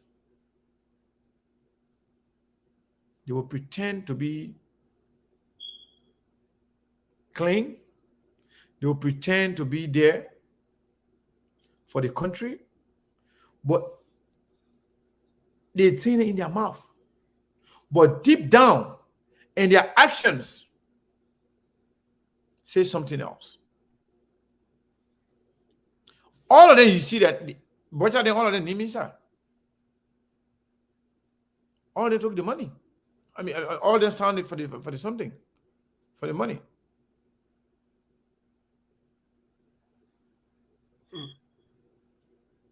So, at the end of the day, those guys, they are embarrassment to Liberia, to their parties, and to everybody who support them.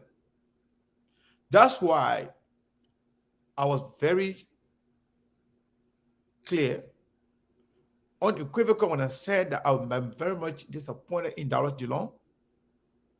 Because what happened, there have been several occasions where DeLong said some things, and I've told people, the man apologized for it, move on. Or no, maybe the guy is a human being too. Everybody can make mistake. But going behind the scene to go do this and fix your signature to it, and then come to defend it, come to lie about it, that this was not about a bill. This is just committee report.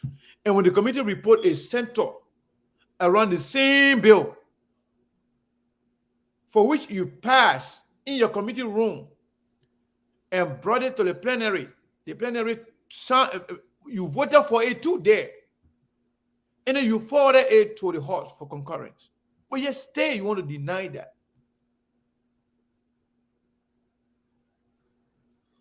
Mr. Kane. I don't know. Mr. Kane. This is so embarrassing. Let me send a straight message to my boy DeLong. DeLong is my friend. I supported DeLong over Thomas Fowler. If we were given the same hands, in the same circumstances, Thomas Fowler is from Lofa, I'm from Lofa, DeLong all the way from Grand Basso. I've never said to myself it's a tribal thing or whatever it is. Given the circumstances and the hands that were dealt with, I will support DeLong again. But here is the truth. Here is the truth of the matter. DeLong needs to stop making it look like people are stupid. DeLong knows exactly what he did was wrong. He knows that. There is no if and and about it. Now, if he wants to apologize to his supporters, that's fine. He wants to apologize to the Liberian people, that's fine. If he doesn't, that's fine also, that's his decision. But to come and make it look like we're stupid, that is where I have a problem with him. He needs to slow down. He needs to slow down. And not everybody, no, you can fool somebody, pull somebody the time, you can fool other people all the time.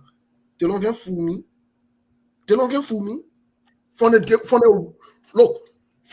the bill originated, I knew this bill had a problem. I listened to them in the Senate. That today DeLong sitting down and allowing Edwin Snow to plead case for him. DeLong will get shot all like that. That today he talking about, he talking slow voice behind that. My friend DeLong, I'm saying it to you, Senator Darius DeLong. Something that you don't need to defend it, you don't need to talk. You wrong, keep it moving. Stop pushing this thing and try making a low leg something. Oh yeah, wrong. The reason I've reached to the place now where I don't have expectations of these guys, to be quite honest. Because it is the same thing. And let me say this. Nobody should blame this on CDC. Are we going to open the line? Yes, we're opening the line very soon. Yeah, we're opening the line very soon. Nobody should blame them on CDC or on President George Weah. No. This what these guys looking out for themselves. Yes. Yeah. It is not a CDC thing. It is not trying to set anybody up or President George Weah. All of them, all the senators. They connived and did this deliberately. All of them. These are Liberian people. Yeah. And I will stand with what I'm saying today. The ANC people. Some of you have insulted us because you're saying we're for ANC. We can't tell the other person they want. We can't tell the other person they want. We have maintained that we're not for ANC. We have maintained that we're not in Musa Ability camp or anybody camp. Here is the fact of the matter. The ANC need to let Dana Nathan go. Butcher misbehaving. You need to either saying or wanting suspend or you're letting him go. Let me say this. I will lose any day, anytime with my respect than to win with Yo-Yo or Wahala. That politics here. The people then that you win with, the way how you win, it has the ability to determine how you will govern. You see George Weah today? George Weah got a hand stuck because George Weah told Tina from Ellen, whether you like it or not. George Weah sold himself to the devil. So he comes there now, even though he want to do one or two things, he's stuck. He can't do it because of an entourage or because of the things that he put here in. The same way with Donald Trump. Donald Trump came in as a crook. Bunch of crook around him. So we are saying the same thing to the ANC. If y'all want to be serious, y'all want to be considered serious, my people, y'all let the Dana Netanyahu, all the crowd then go. What will happen to you? What will happen? Give him more respect. Give him more respect. And if people continue to mess be around, let them go. Bon voyage. What will happen? Yeah. You pass around a bunch of crook then be that means so can defend or can make enough or somebody for what on what level? Me who on that level? Me who on a low level? Eugene Fagon, a low level Costa to can laugh for you. That low level to can laugh to the Labrepo, a low level Kif Hassan, Manin Kif Hassan. No. In fact, I don't know K Manin said. So I don't pass around foolishness. I'm not on that level. Me, nobody on that level. We say the truth to the Liberian people. The ANC must let that in the people. Why are you mentioning my brother's name? Who? Kif Hassan. Oh, he's a pay agent, man. Let me go sit down somewhere. Nobody worry about that, man. But what the man do? You say you not look like him. No, I don't know that him. The man pass around. Like, I don't know when they talk to people, they think everybody crazy or stupid. How you will see wrong, then you defend it. The same thing Samuel Tuer was texting him while he was on the show. Samuel Tuer at Calgary, that he regurgitated. That the same thing they came to say. When he on the show, they texting him what they want to say. Like he's talking about remote control. They send him money. Look, I told Kif Hassan behind closed door. I will prove to the Liberian people that he's on payroll when the time is right. Who worry? He can deny all he wants in public that he business. But we know the facts. You think we talk loosely in public? You think we can get talk because we want to? We want to talk because we want to. So I'm saying here, nobody like Kif Hassan, nobody like Costa or Eugene Fagon who come and talk the age group. Me and somebody will be the same age. You send me to be your mouthpiece on what kind of level? For what? I go do my McDonald's job. I will maintain my respect. I will go do my McDonald's job. I will push cartoon. I will push cards before I go say that anybody can pay me and go talk foolishness and defend foolishness. I will go push cards. I will. Probably I will do it. I will work on the money or in the net and go do it. Nobody on that level. But the numbers are here. Feel free to join us today in this conversation as we, no, I don't want to be chairman of ANC. Our chairman of ANC, plenty people will be gone because you know that be there will not be small noise. When you say people will be going, maybe you don't be like Solomon Joshua. You got to be clear. Because Solomon Joshua, when you say you're making police the other, people will disappear. People lost. So when you say people will be going, you got to be clear. That means certain people will be fired. Certain people will lose their position. I don't compromise on certain things. I don't fool around with it. Oh no. Oh, certain people will be.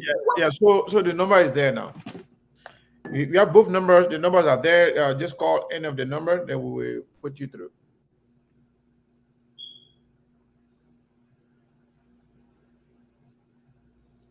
So Steve, on the issue of Jowia and Samuel Tuer and McGill, I was looking at a message here. All right, hold on. Let's get the first caller. Hello, looks like this is Mohammed Izzadale. Hello, Mr. Dollar, how are you? I'm all right. Yeah, welcome to SKTV. Yeah, you're live. Thank you for having me. I didn't want to call because I'm enjoying the show and you guys are doing well. I just want to applaud you guys. But I want to ask you though, Steve Tiger, is that you, Mr. Kenneth? How? Okay, Steve said, you're not Kif Hassan, you're not Costa, you're not Eugene Fagon, and you don't have no KEME. And you have KEME. Yeah, I have K in my name. Yeah, that's an indictment. Yeah. Oh, thank you. Thank you for that. Thank you for looking out for your brother for that observation. Steve, Mr. Dollar, before you leave, I take the letter K back. I take it back. All right, Mr. Dollar, thank you. Me, I can apologize. I apologize to all the people who get K in the knee. Okay, let's take the other call here. I take it back. Hold on one second. Okay, everybody on the line right now, you hold the line. Please hold the line. Let me go to this person right here. 9978 number, last 4 digit 2338. Hello. This is a gospel Steve Flomo. How you doing, man? My man, don't be your Costa talk here, man. Because I know that what you coming to talk about here. Go ahead. I went over here. You said you have conceded.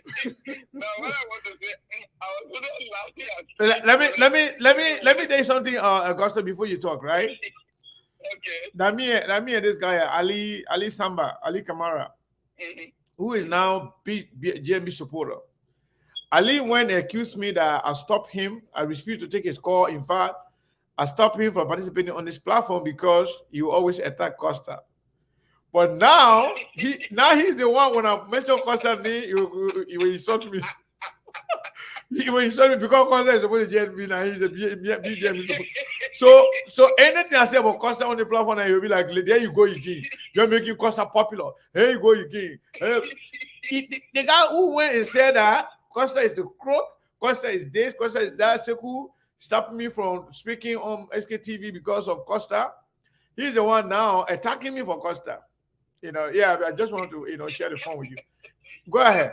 And I was also laughing because of Steve Bully. He said, when he chairman, he would be a disruptor, even though he didn't use the word disruptor, but I know exactly what he said. Yeah. What we didn't hear from Delon, when they don't speak chairman right now, you might even be worse than you and Delon.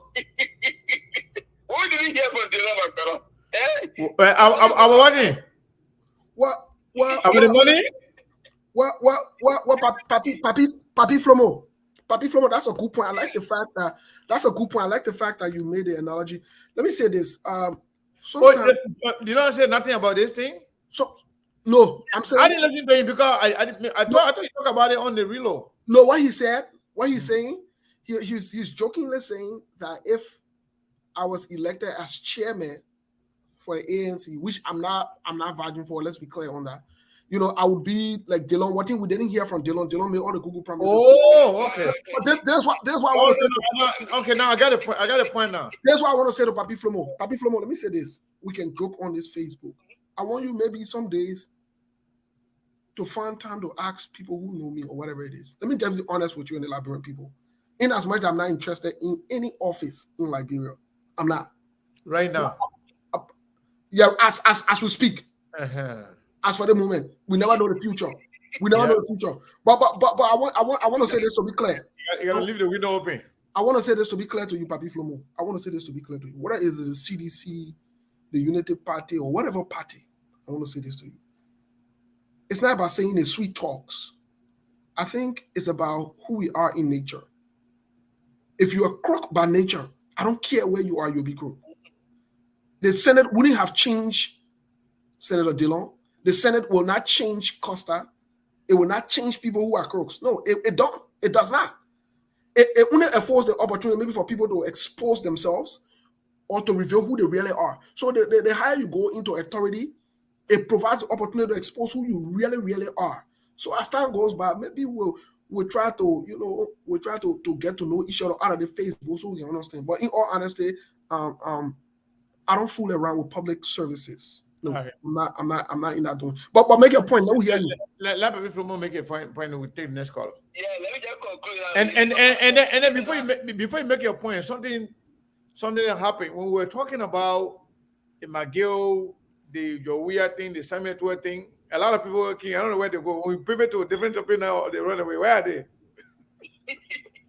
That he said it in the because they had the one who called it to come. So what happened? We moved to different topic now. They left. It's so funny. Go ahead.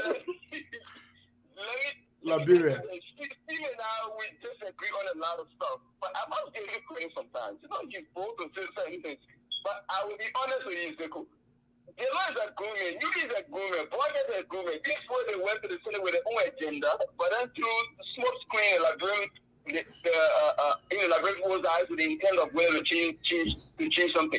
When all these guys do something, you will circle around and bring it back to CDC. The CDC is setting them up.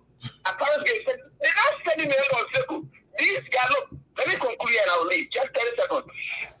Delon, I know Delon personally. Delon was a friend of my older brother who passed away. So older brother. Two older brothers. So one is older than me, and the other one I was older than my older brother. I was Delon's friend from grandpa. So we were kids in the kindergarten school and elementary school. Delon were the big boys in high school and junior school.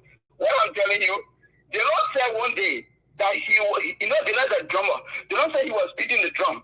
He was beating the drum one day, and then there was a rich guy, Arab Gu or somebody. When Dylan ever rolls, you know, he roll, when you roll the drum, it's when you go diggy diggy diggy diggy diggy diggy diggy diggy. Dylan said whenever he rolls, there's no getting $5. Whenever he rolls, there's no getting $5. Dylan said that's any friend said, "Allow eating them money to do." So he kept rolling and rolling and rolling until the money was finished, and then Dylan said, "You the beginning, you cook." When Dylan narrated that show from that day, He just said that.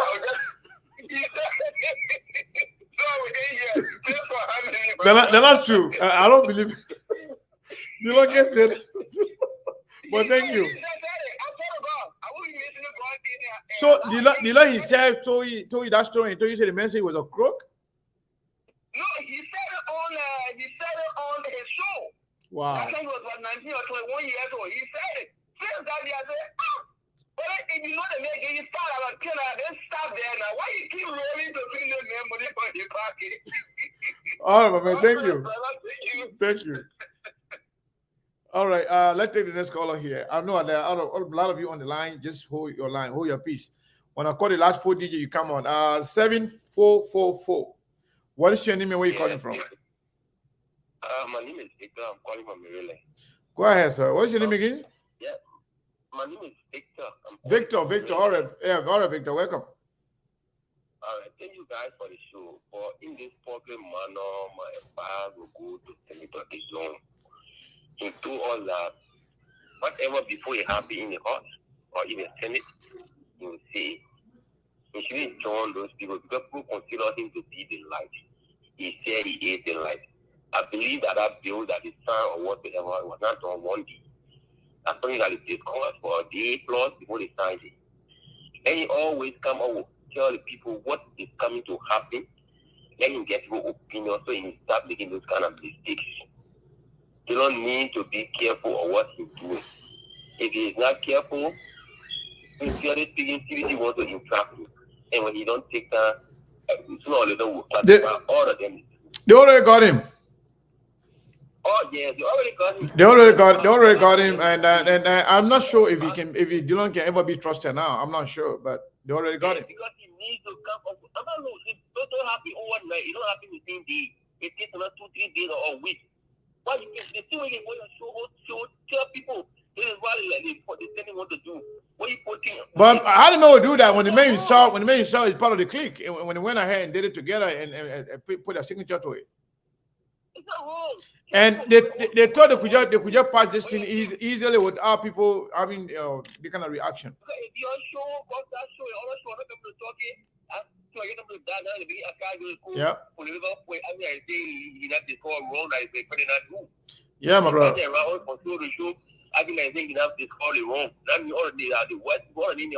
Yeah, thank you, sir.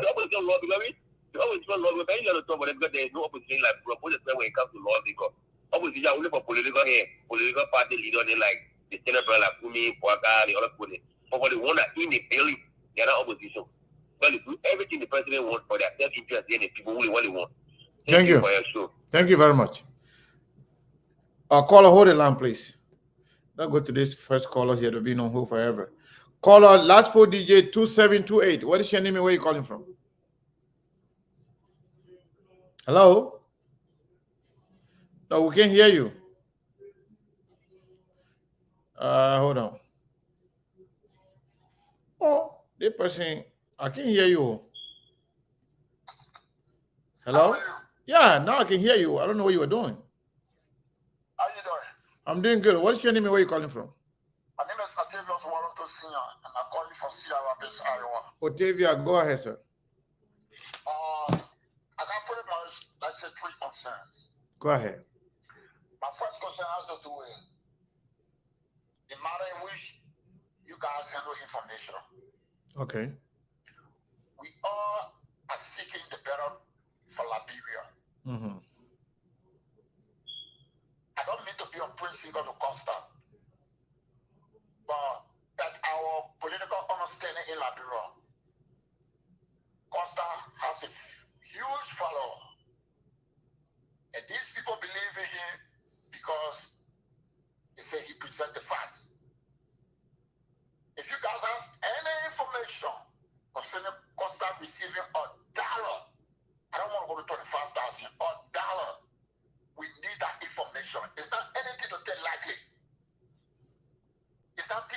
just going to sit and tell us you're not going to waste your time on it.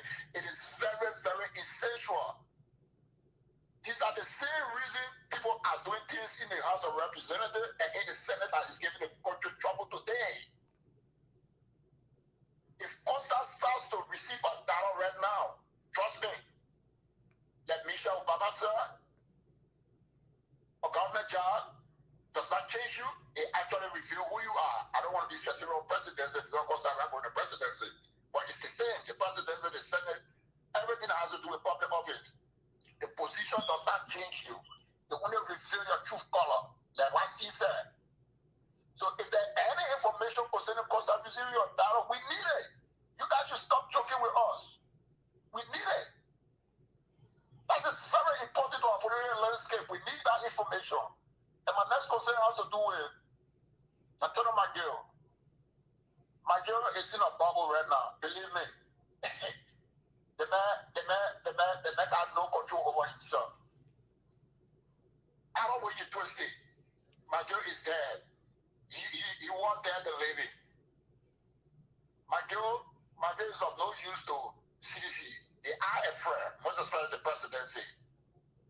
They are afraid that he's going to lose our seat. I want you to be a little bit brief so we can get a lot of other calls coming in, please. Yeah, I'm concluding already. Yeah. McGill is in a total bubble. Whether you believe it or not, McGill stay with the CDC, he's going to be in problem. He leaves the CDC, he's going to be in problem. So wherever McGill wants to turn it, his life is done. Thank you very much. Thank you. Let's go to this caller here. If you're on the line, just hold the line. Caller 443, last 4 digits 0321. What is your name and where you calling from? Hi, Sekou. This is Mr. Maolo. How you doing? Hey, Mr. Maula, how are you? I'm doing good. Good. Listen, it's for 2 reasons that I call. Go ahead. The Liberian people got to remember that when the American people imposed that sanctions, they didn't ask us a question. They didn't ask us to do but one thing. They said the government shouldn't deal with these people, or they will not deal with the American government. This Mr. Weah, President Weah, keep hanging around with these people and said it's suspended. That is putting our country at risk of being sanctioned also. Liberian people need to understand and pressure the president to distance himself from these people and the government because we don't want our country to be sanctioned. These people didn't ask a question. Whether government didn't investigate. They said the sanction is a United States Treasury Department sanction. They didn't say it was Liberia's sanction. So whether he want to investigate it or not, the instruction was do not deal with these people or you will not deal with us. The second thing is that this amendment is talking about that the CDC people in the House of Representatives putting their wings on and saying that the Senate body will weaken this and that. Listen, for there to be an amendment, there has to be a law. It's the law that needs to be squashed. That's going to pay them. The amendment only were increasing what they are paid. But why should a bunch of useless people be paid who are bringing nothing to the country, who are doing nothing for the people, who are getting overpaid, and then they should pay them even to their death? I think the Liberian people should take an armchair and sit down in the courts of this government and the legislature until they squash that law. Because there has to be a law for there to be an amendment. And let it not fool us with the sending back of the squashing of the amendment. It's Thank you. the law that says that needs to be squashed. All right, thank you. Thank you, Mr. Maula. Thank you very much. All right, call on 910, last 4 digits 7799. What is your name and where are you calling from? This is Francis. Who? Rancid. Rances, just a second. Call a hold the line. Quick Yeah. question. The reason why I call this bill, the legislative retirement bill, whatever it is, I understand that this bill is, if it checked, it was ITEC 2003. 2003. And they were trying, hello? Yes. And they were trying to amend this bill. So my question is, if this bill not implemented already, are they not benefiting like the past lawmakers who were not elected? Are they not taking that benefit? According to Senator Sir Joseph, who was presiding over the Senate that day, he said other officials are already benefiting from it. And according to Snow as well, Senator Snow from Birmingham County.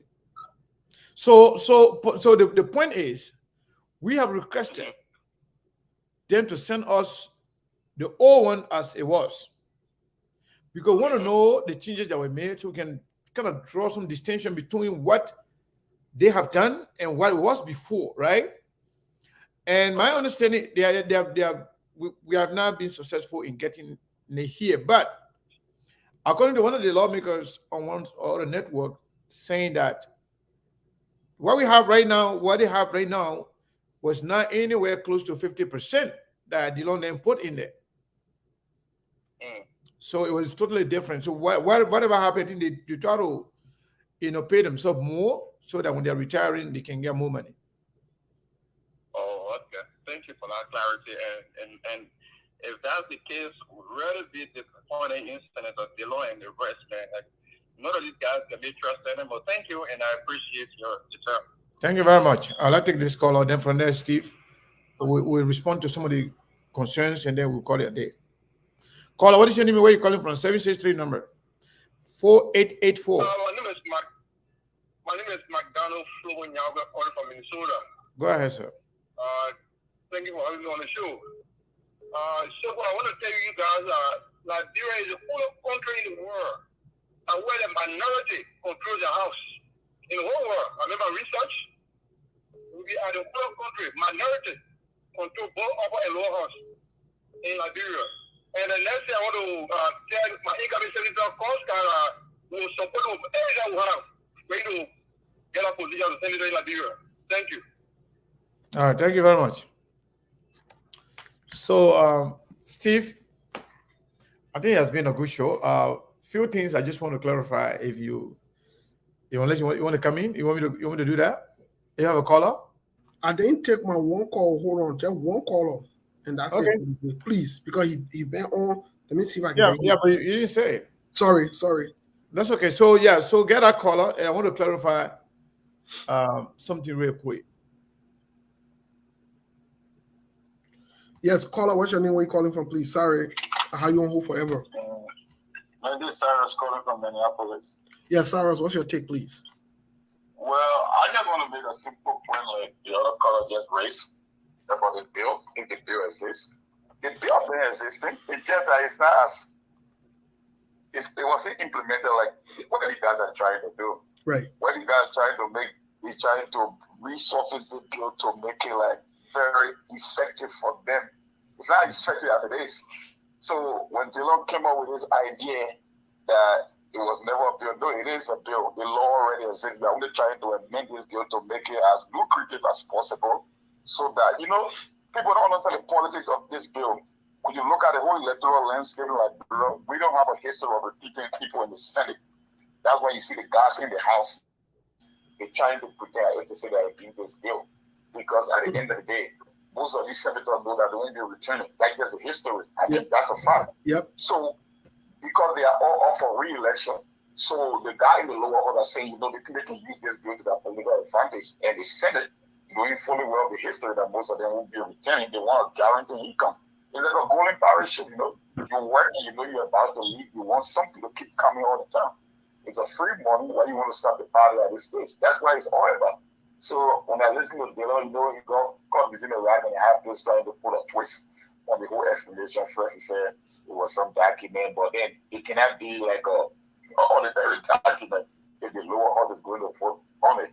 As a matter of fact, you ain't got contradiction from seal. I said that people already benefiting from this bill. So, like I said, the whole thing about Darius DeLong, I told people from the beginning, the whole approach that we can accept the behavior of the others and only hold DeLong to a higher standard, it was going to come back to bite people. Because my idea of DeLong, the whole Senate race, was once DeLong raised this issue that he tried to be transparent, that you want to live, that you want to raise the bar and want people to higher expectation, it seems to be done for other people. But it seems like the only person who care about the whole Senate is DeLong, just because he proclaimed to be different from others. I told people you can vote for a politician all the time. At the end of the day, if voting record in the legislature, you're gonna have a result because most of the time politicians don't agree with you. Even in America, you can be a conservative, you could be a liberal, you vote for a lawmaker. At the end of the day, maybe when you vote on 10 bills, maybe 3 or 4 might be against things that you don't support. So I never expected DeLong to be this perfect. Okay, yeah, he made the initial reaction that he was going to be different. Yeah, when you look at the whole DeLong senatorial case from a moral standpoint, yeah, it's an argument to make because I believe the lives of communists, the tier 1 governors of the world, they are the ones that are going to be affected by DeLong action mainly because people say, you know what, we've been saying the same thing, they have been the sentiment all along. Yeah. And no matter what it professed to be, when they come there, they do the complete opposite. So he's the latest disappointment. But if you want result, if you want long-term strategic result, then the whole approach by which the whole stand that we're willing to look today is not an effective standard because you are not incentivizing DeLong for being different from the others. Because what you're literally saying in another sense is, yeah, anybody can do everything they want, but except for the guy who say he's going to be different because he chose to be different. I don't think it's a winning strategy, and we will get most of these reaction in the future because I don't think DeLong is going to be a saint either. He will get his own shortcoming. I'm just saying, if we want real long-term solution, we should go other long because each part of our political differences of which party you represent. The same kind of holding DeLong back is the same kind we should be holding the other guys back because I look at the list, it was only DeLong that was sackled. The ANC people they are there, I didn't see them talking about the chairman for this bill. Yeah. But how often do you see the computer that the ANC, have you seen it? People, any person from the ANC trying to attack the party chairman? And he voted for this criminal act. I call it a criminal act because corruption is not only like taking money directly, you got institutional kind of corruption. Thank you you. take something and you flip your own salary, that's corruption at the highest standard. So, like I said, if we want result, then you have to change the approach. Thank you so much. DeLong as long it just not making sense to me at all. Thank you. All right, thanks Yeah, for the time, guys. So we said that was the last caller, but I have 2 more calls here that we cannot reject them. I have Yatini on here. I have Prince. So just maybe one minute or maybe 1.5 minutes to both of them, then we can call it a day. Yes, are you there? I'm here. I'm here, Sekou. Hello, Stephen Sekou. How are you? I think it was an excellent show. I think you people drove a lot of people away because when you started the show and I came on, I've been watching it until you venture into the bill and talking about the different senators or lawmakers. Steve made a selling point when he said, public service does not bring the worst out of you. They review who you actually are. You know, I think you and myself had a lot of conversation in the back on the DeLong and Nyamli re-election and DeLong elections. And I told you all where my family has said to me because DeLong grew up on the old road where my family at the home where myself grew up. And let me speak to you. Let me take the coal out of my own eyes, right? I agree totally with you guys. It cannot be right. It cannot be the way it is for people who's supposed to be change, people who claim to be the change, to connive. This is conniving. Okay? This is conniving. Number one, I'm still trying to see who was the originator of that bill that modified the particular existing bill from 2003. All right? This is during Charles Taylor or Sawyer's time. Okay? Let's say Charles Taylor time. I want to know who created it, who sponsored it. Okay, these people know they will not be elected. You all remember the last election, the senatorial election? All of the senators that went back, the Liberian people voted all of them out except for 2 that returned. All right. Yeah. So And the two were Prince Johnson and Joe Howard Taylor. I remember. What was that, Sekou? I said you were right. That time the two they were Joe Howard and Senator Prince Johnson. Everybody else didn't come back. Yes. And so was the last election with Yomli Kanga. Yomli Kanga won, and another person that was re-elected. The rest of them, they voted him out. They voted Sano Johnson out. They voted the rest of them out. And those that they thought were bringing change. I supported Joe and Borjas, okay? And just like Steve said, yes, he does. He supports the Liberty Party. I don't want to say it. Okay, they have Liberty Party and UP. Now the man who, when he returned from playing sports, when he had nothing, that took him, hired him, supported him in the election. And to say this is the Liberia that we all need to be building together. So Steve is very correct. Sekou, you're very correct. It's time that we need to tell the Liberian people to vote them out. It's also time for the ANC people to take a deeper look, and I'm going to say this, and y'all know my stand, right? I'm not here for a party. I don't particularly care about a party. I care about ideology, what you are bringing to the table. Who are you when no one is looking? Are you here for the people, or you coming to get your own LSM meet? And this is precisely the behavior they're exhibiting. Delon has not changed. Delon only revealing who he actually is, in my opinion. Whether people want to take it or don't like it, that who he is. And I'm not going to call names because I don't want to get anybody credence here to say this person. He's the other one. He's just there to collect money from them, let them do the double and the triple, and pass the money on. And when they talk on the Liberian people already, I was just in Liberia. Liberian people ain't electing our boy. I said, boy. Liberian people not electing him, and majority of the senators, they're not going to make it back. And those who think they got 9 years, so they're going to bluff our people. As I heard, it was right on your platform here, that I heard Thomas Rupi begging for the diaspora and Liberian people to gain another chance. It was a same platform. That Sano Johnson came to bear for the Liberian people to have. We will vote them out until we will continue to vote them out until we get the right people. We send a message and tell them we sent you to the Congress. If you get there and you betray, we're not gonna. I'm not gonna say much about it. I don't have much to say, but I'm disappointed. I'm disappointed with Liberian people. I'm disappointed with the Senate. So just on the record, will you let us say something about the behavior of Senator Daniel Nathan, who is the chairman of ANC? I think the party needs to make a decision. Because here it is, though. If you remember in 2019, 2018, the opposition had the largest bloc in the House. UP was the largest one. And we elected a few senators to add to them to make decisions. But they made no decision. So all of them, because Sekou, this is not a bad. Yeah, but I was speaking particularly about Daniel Nathan. What is your opinion about him? Daniel is answerable to the people just as the rest of them. So my opinion is whatever we're Are you disappointed in him just as you are with Delon? I just said that. Okay. I just said that. Okay. You can't say you represent the opposition, you represent Teach, but the $30,000 your signature on it. Yeah. I don't know if you took it or not. He took everything. Okay. Let's build your signature on it. They may collect. Who are you representing? Himself. Who? Just for me, I got one comment. You know where I stand. I stand for the Liberian people. Yeah. If Mr. Cummings does the same thing, I will speak up.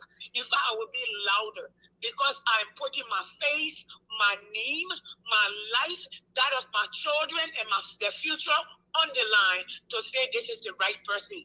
Bada, I'm responsible to speak when he does right. I'm responsible to stand up for the Liberian people because I'm telling them this is the person to be elected. Yes, he needs to be dealt with. Thank you.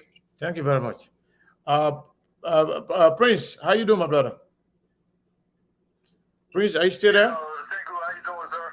I'm doing wonderful. Go ahead, sir. How you doing? Yeah, thank you very much.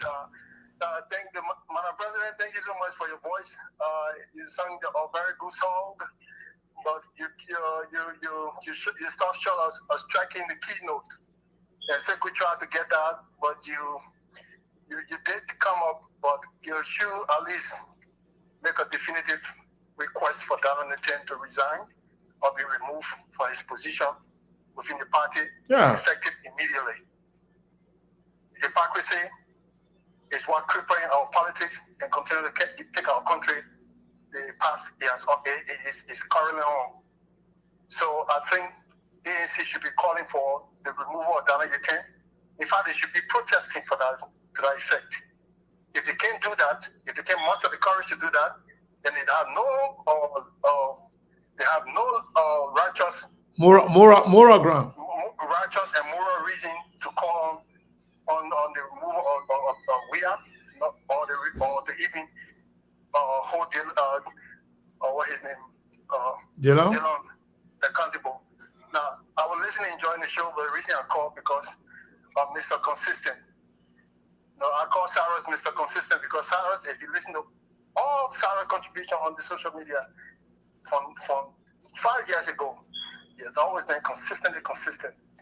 But what I wanted to say here is that I differ with him when it comes to Dillon.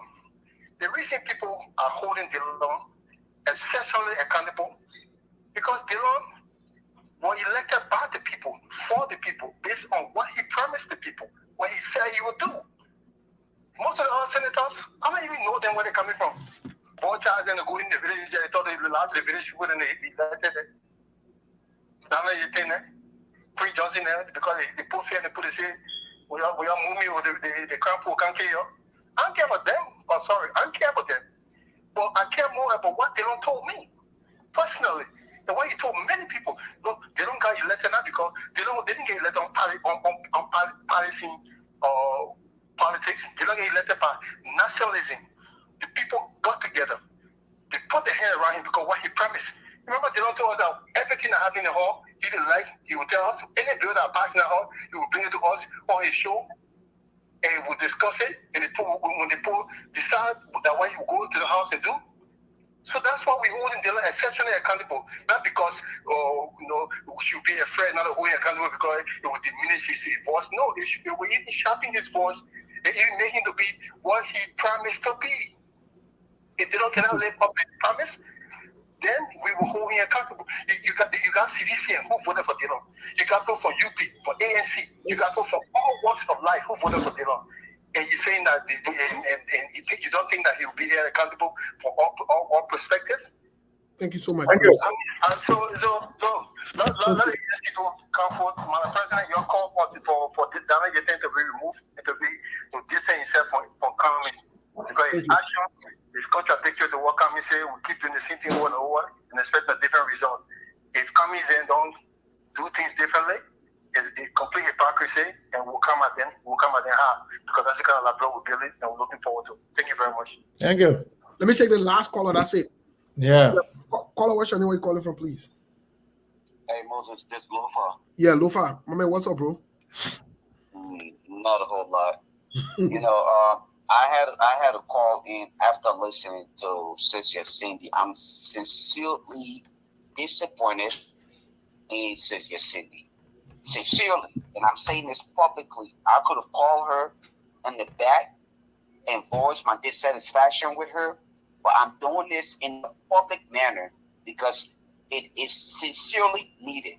Mm-hmm. To hear Sister Cindy come on here and gouge the idea or the possibility of mentioning Daniel Nathan, who have always been a part of the stealing. He affixed his signature to the wicked bill. And to hear Sister Cindy just gloss over it and want to highlight others who are involved is so deceptive. And it should be unacceptable. We should not play the Liberians because we think that it is special interest or our individual interest is added. Daniel Nathan, I expected to have heard Sister Cindy requesting the resignation of Daniel Yakin as a partisan of the ANC. These people are not, they are deceptive in a way that we cannot and we should not tolerate these kind of things. We yell at DeLon. We call DeLon out every day. Daniel Yakin and other people are in the background. They are laying the fire to burn the living bodies of innocent Liberians and pretending to be the change that we all fight for dearly. It is unacceptable, and we should call ourselves out for these bad behaviors. This is wrong. This man sits there. How can you claim to be part of the change that we want to see in Liberia? But your own partisan is literally giving the business to the people in the faces. And then we sit here and want to play politics? No. God forbid. Hate me or whatever it is. This is not acceptable. You all are giving George Weah the green light to a secretary. Your partisan. He's not just a regular person. He's a chairman of your political party, the ANC. He took the $30,000, said nothing about it. Took it, use it his way. Again, affix his signature to the wicked bill. And I hear you mention DeLon. I hear you mention other people, but you gloss over his name. But Lofa, when I change we want to like that. Lofa, are you listening? I'm listening. Yeah. So when I brought her back, and I think she said the same thing, that she's disappointed in him. Are you waiting for a resignation? That it should not be your job to call her attention. Sister Cindy is an advocate. Sister Cindy is an advocate who fight for change in Liberia. She's a member of the ANC. Her fight for change should start from in the house. It should start from right within her house and then extend to the general public. Now, when you have reminded her, I'm listening carefully to Sister Cindy. And she spoke about it as though she did not want to address the issue of Daniel Yakin until you brought her back. It is not fair. These people need to be addressed. That's my point, my brother. Thank you, bro. Thank you. So, Yasini heard it, and Yasini called back. She wanted to clarify. I got to give her maybe 1 minute to clarify. Okay. Hello, Yasini, are you there? I'm here. All right, go ahead. I am who I am. I am who I've always been. Okay. I do not bite my tongue. Okay. But let me say this. If you see lately, I try to focus on justice and accountability per se. I said all of them, and I chronicle. I said all of them. I didn't leave one person, okay? I said all of them. The change is not any different. He's a senator elected by the people. I said all of them. I don't particularly, and those things that you're talking about, like you said, I am a member of, or I'm an official of, I'm going in the back. We are dealing with that, okay? I have called out. I don't have to come and stand in the public and say, you know what, I've called out, and Mr. Cummings needs to address this, that person. When you ask, I said, and when I put all of them, the law and all of that, I didn't get that on the terms elected. I did not elected. My Senate people told me not to put my name on it, which I did. All of us did. We put our money, we put our time, we convince people, just as I said about Mr. Cummings. Now, here it is. I said, example, when you call me, you ask me, say, should you? And I keep on, and I say, yes, he needs to go. All of them need to go. The Liberian people need to elect them. I mean, they need to, those who have put money on, like the senior Taylor, like the Bar Child, all of the people that I put money on, okay? I'm telling them to remove them. Then they say, that's a decision that Mr. Cummings and the rest of the people who elected him as the chairman in Monrovia have to deal with. But I say I'm displeased with him. I don't think he's any different. So I don't particularly have to go. I didn't call Cummings with me, okay? I didn't call his name. I didn't call other people name. I didn't call Sergeant name. All of them signed the bill. So all of them need to go.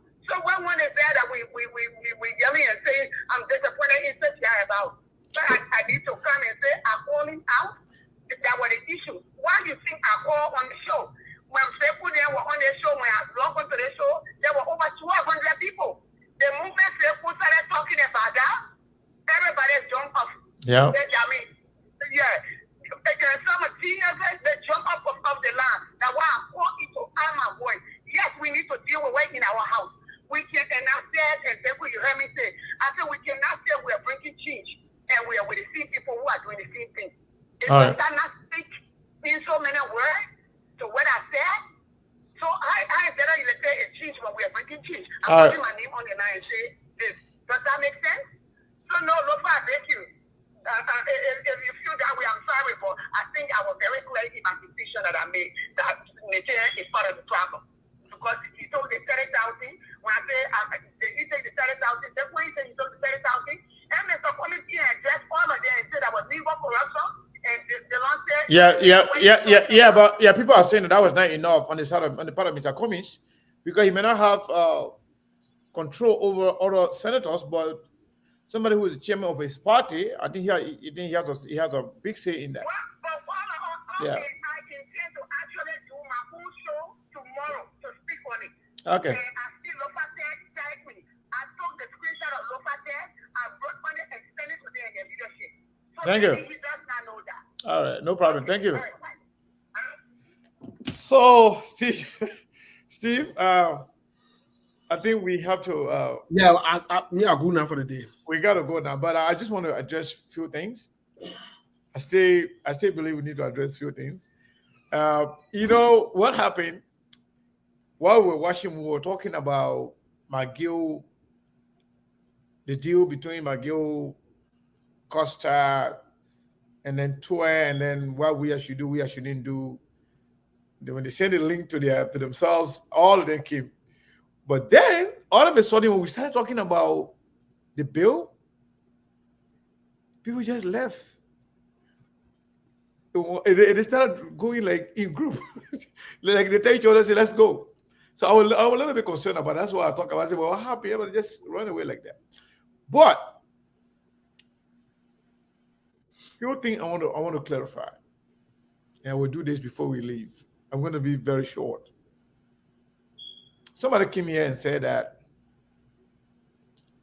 you know, when you come here, when you talk about Costa 25,000, you know, you got to prove it. You got to do this. You will not sweep it under the carpet. Listen, some of you are not sincere to yourself, and not even sincere to the very Costa person you're talking about, and you're not sincere to the Liberian people. All of you, so-called supporters of Costa, which one of you don't know that Costa is a crook? You know. You want to hear from me? Which one of you don't know that Costa is a liar? You know very well he lies about everything. Which one of you don't know that Costa fabricates stories just for fame? Which one of you don't know that Costa compromised the protest? Which one of you don't know that Costa have organized a lot of different ways to get money from you guys with giving no accountability? Did you ask Costa what happened to the court process in Delaware when you raised money for him? That means you want to hear it from? Did you ask Costa what happened to the money that you raised for him for a radio station in Liberia? Were you not listening when Costa told all of you guys, you guys can go to hell when it comes to negotiating for his radio station to get money back from the government? He said when it comes to radio station, he make the decision, you should go to hell.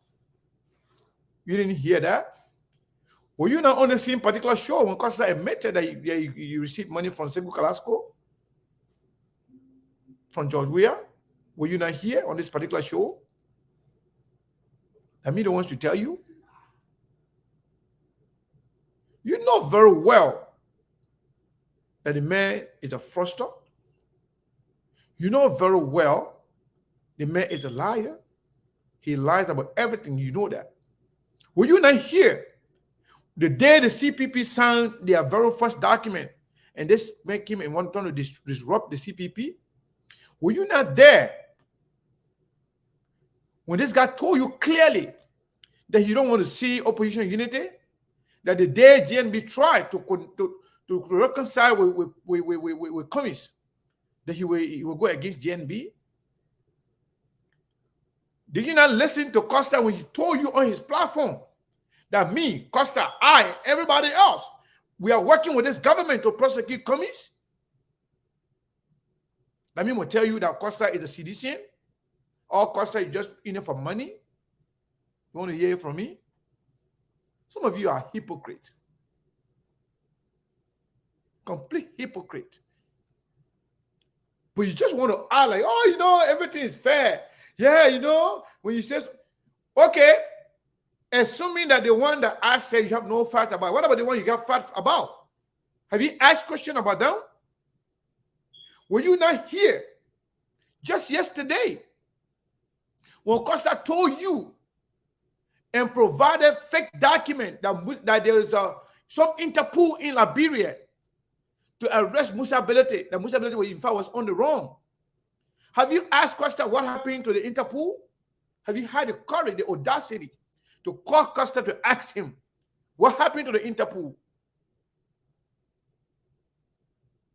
What happened to the Interpol? Did you ask? Have you asked Costa if you really, really want to hold Costa accountable to what he does or to what he says? Just want to hear from me? Come on, man. You got to be serious. You know everything. You know what we have said, and you know exactly the unspoken words. You know everything. But you just want to hear from somebody. Go ahead and ask. Oh, Costa, what happened to Musa Belete case? What happened to the Interpol people that are in Liberia? What happened to them? What happened to the letter he provided to you guys? You know, that's why people can always say that Costa is smarter than 80% of his supporters. But the good thing is, they're not enough to effectuate any change that will have negative impact on our country. Bunch of you are hypocrites, peanut brains, that you cannot have critical thinking of your own. You cannot have critical analysis on issues. You are so blinded with your loyalty that you cannot see beyond your nose. It is embarrassing. Very much embarrassing to see some grown men and women who are supposed to be making decisions for themselves but do not have the intellect, the sense of reasoning to distinguish what is wrong and what is right. But you want me to tell you, even though you know it, you want to hear from me. Shamefully so. I'm not going to do that for you. Forget about what I would just talk about, right? The one you already know, go deal with that. Have you ever asked? Oh, Costa, we raised money the last time for your court case. What happened to the court case? Oh, no, yeah, Costa, yesterday you said, or this guy, what's his name? Musa Belete, Interpol in the country. We trust you. Somebody say, Costa got thousands of followers. They believe in him. Okay. You believe in him. Now he says something that did not come to fruition. Did you ask question what happened? That make you a critical thinker.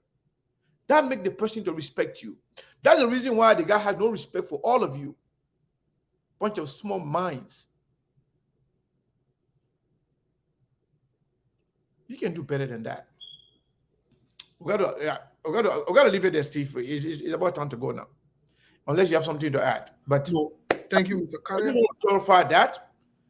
so that I don't need to tell them anything. They already know everything, but they just want me to say it so they can have reason to disbelieve it.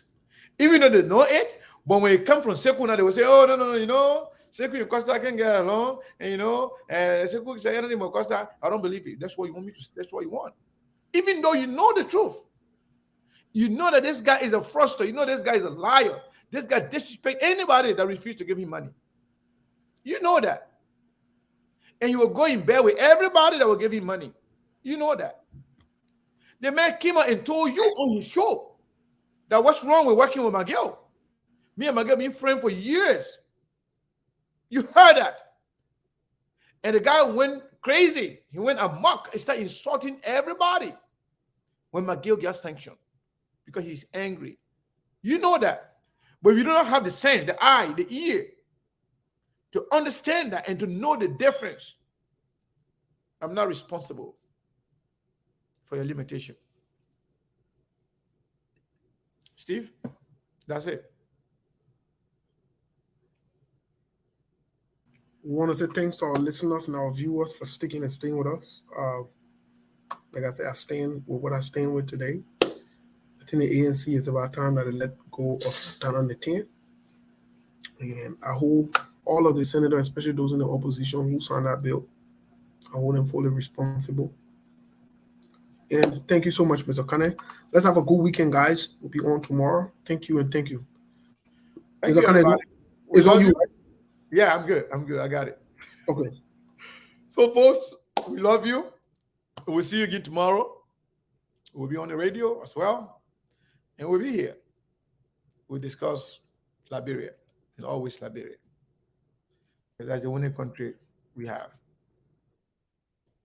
All the lawmakers who are crazy, who are criminals, we'll discuss them every day. Some of the blunt loyalists that are supporting Senator Dillon. When we posted our disagreement, our dissatisfaction about Dillon's signing that bill, some of them here right there, I don't want to call them, I don't want to dignify them because they don't deserve it. Some of them came here and said, oh, Sekou, I'm disappointed in you. You don't even know the difference between a committee report and the bill. Oh, Sekou, this is just a committee. And then, after, when it was clarified that this was not only a committee bill, but this was a committee bill that was signed for by a member of the committee, including Dorothy Long, and that they have forwarded it to the plenary and voted for it. That Dillon himself voted for it before it was forwarded to the House of Representatives for concurrence. Then what you did, you came here again and say, oh, you know what? But they're not Dillon one. Are you stupid? First you said Dillon did not sign anything. You said it was not even a bill. You said people were lying on Dillon. And Dillon too himself was lying that just as a committee bill, just a committee something, refusing to admit that he's already voted for it and forwarded it to the House of Representatives. But you are shameless to the extent where you keep changing the goalposts down the line. You can't do that. Somebody will respect you if you're honest to them. Tell them the truth. Even if you love them, tell them the truth. That is the best you can do for them. But some of you are just, I don't know. Sometimes when I see somebody put them on Facebook, I can think that they're just fake name. I can believe that they're not human being. Because how can one person change your tone on one thing in a split second? First, he said it was not true. This is no bill. There's no bill. There's nothing. This was just a committee report. Then right there, when it was established that yes, indeed, it was a committee bill, the committee that had the discussion and voted on this bill to be forwarded to the plenary, and Dillon voted on it to send it to the House of Representatives that rejected it. You come again and say, oh, you know, you're not Dillon one. That Dillon we supported. that the Lord we asked our people to vote for, that the Lord we told the people that he was a good guy, that he was different from the other guys. If he behaved like the other guys, he's the one we're going to go for. If it hurt you, we'll go and hug the lepo. Have a good day. Love you all. I'm just being honest. I'm not angry. And it takes a lot to make me angry. But when I speak with passion. So you can get into the brain and soul of those little minds and peanut brains. See you guys tomorrow.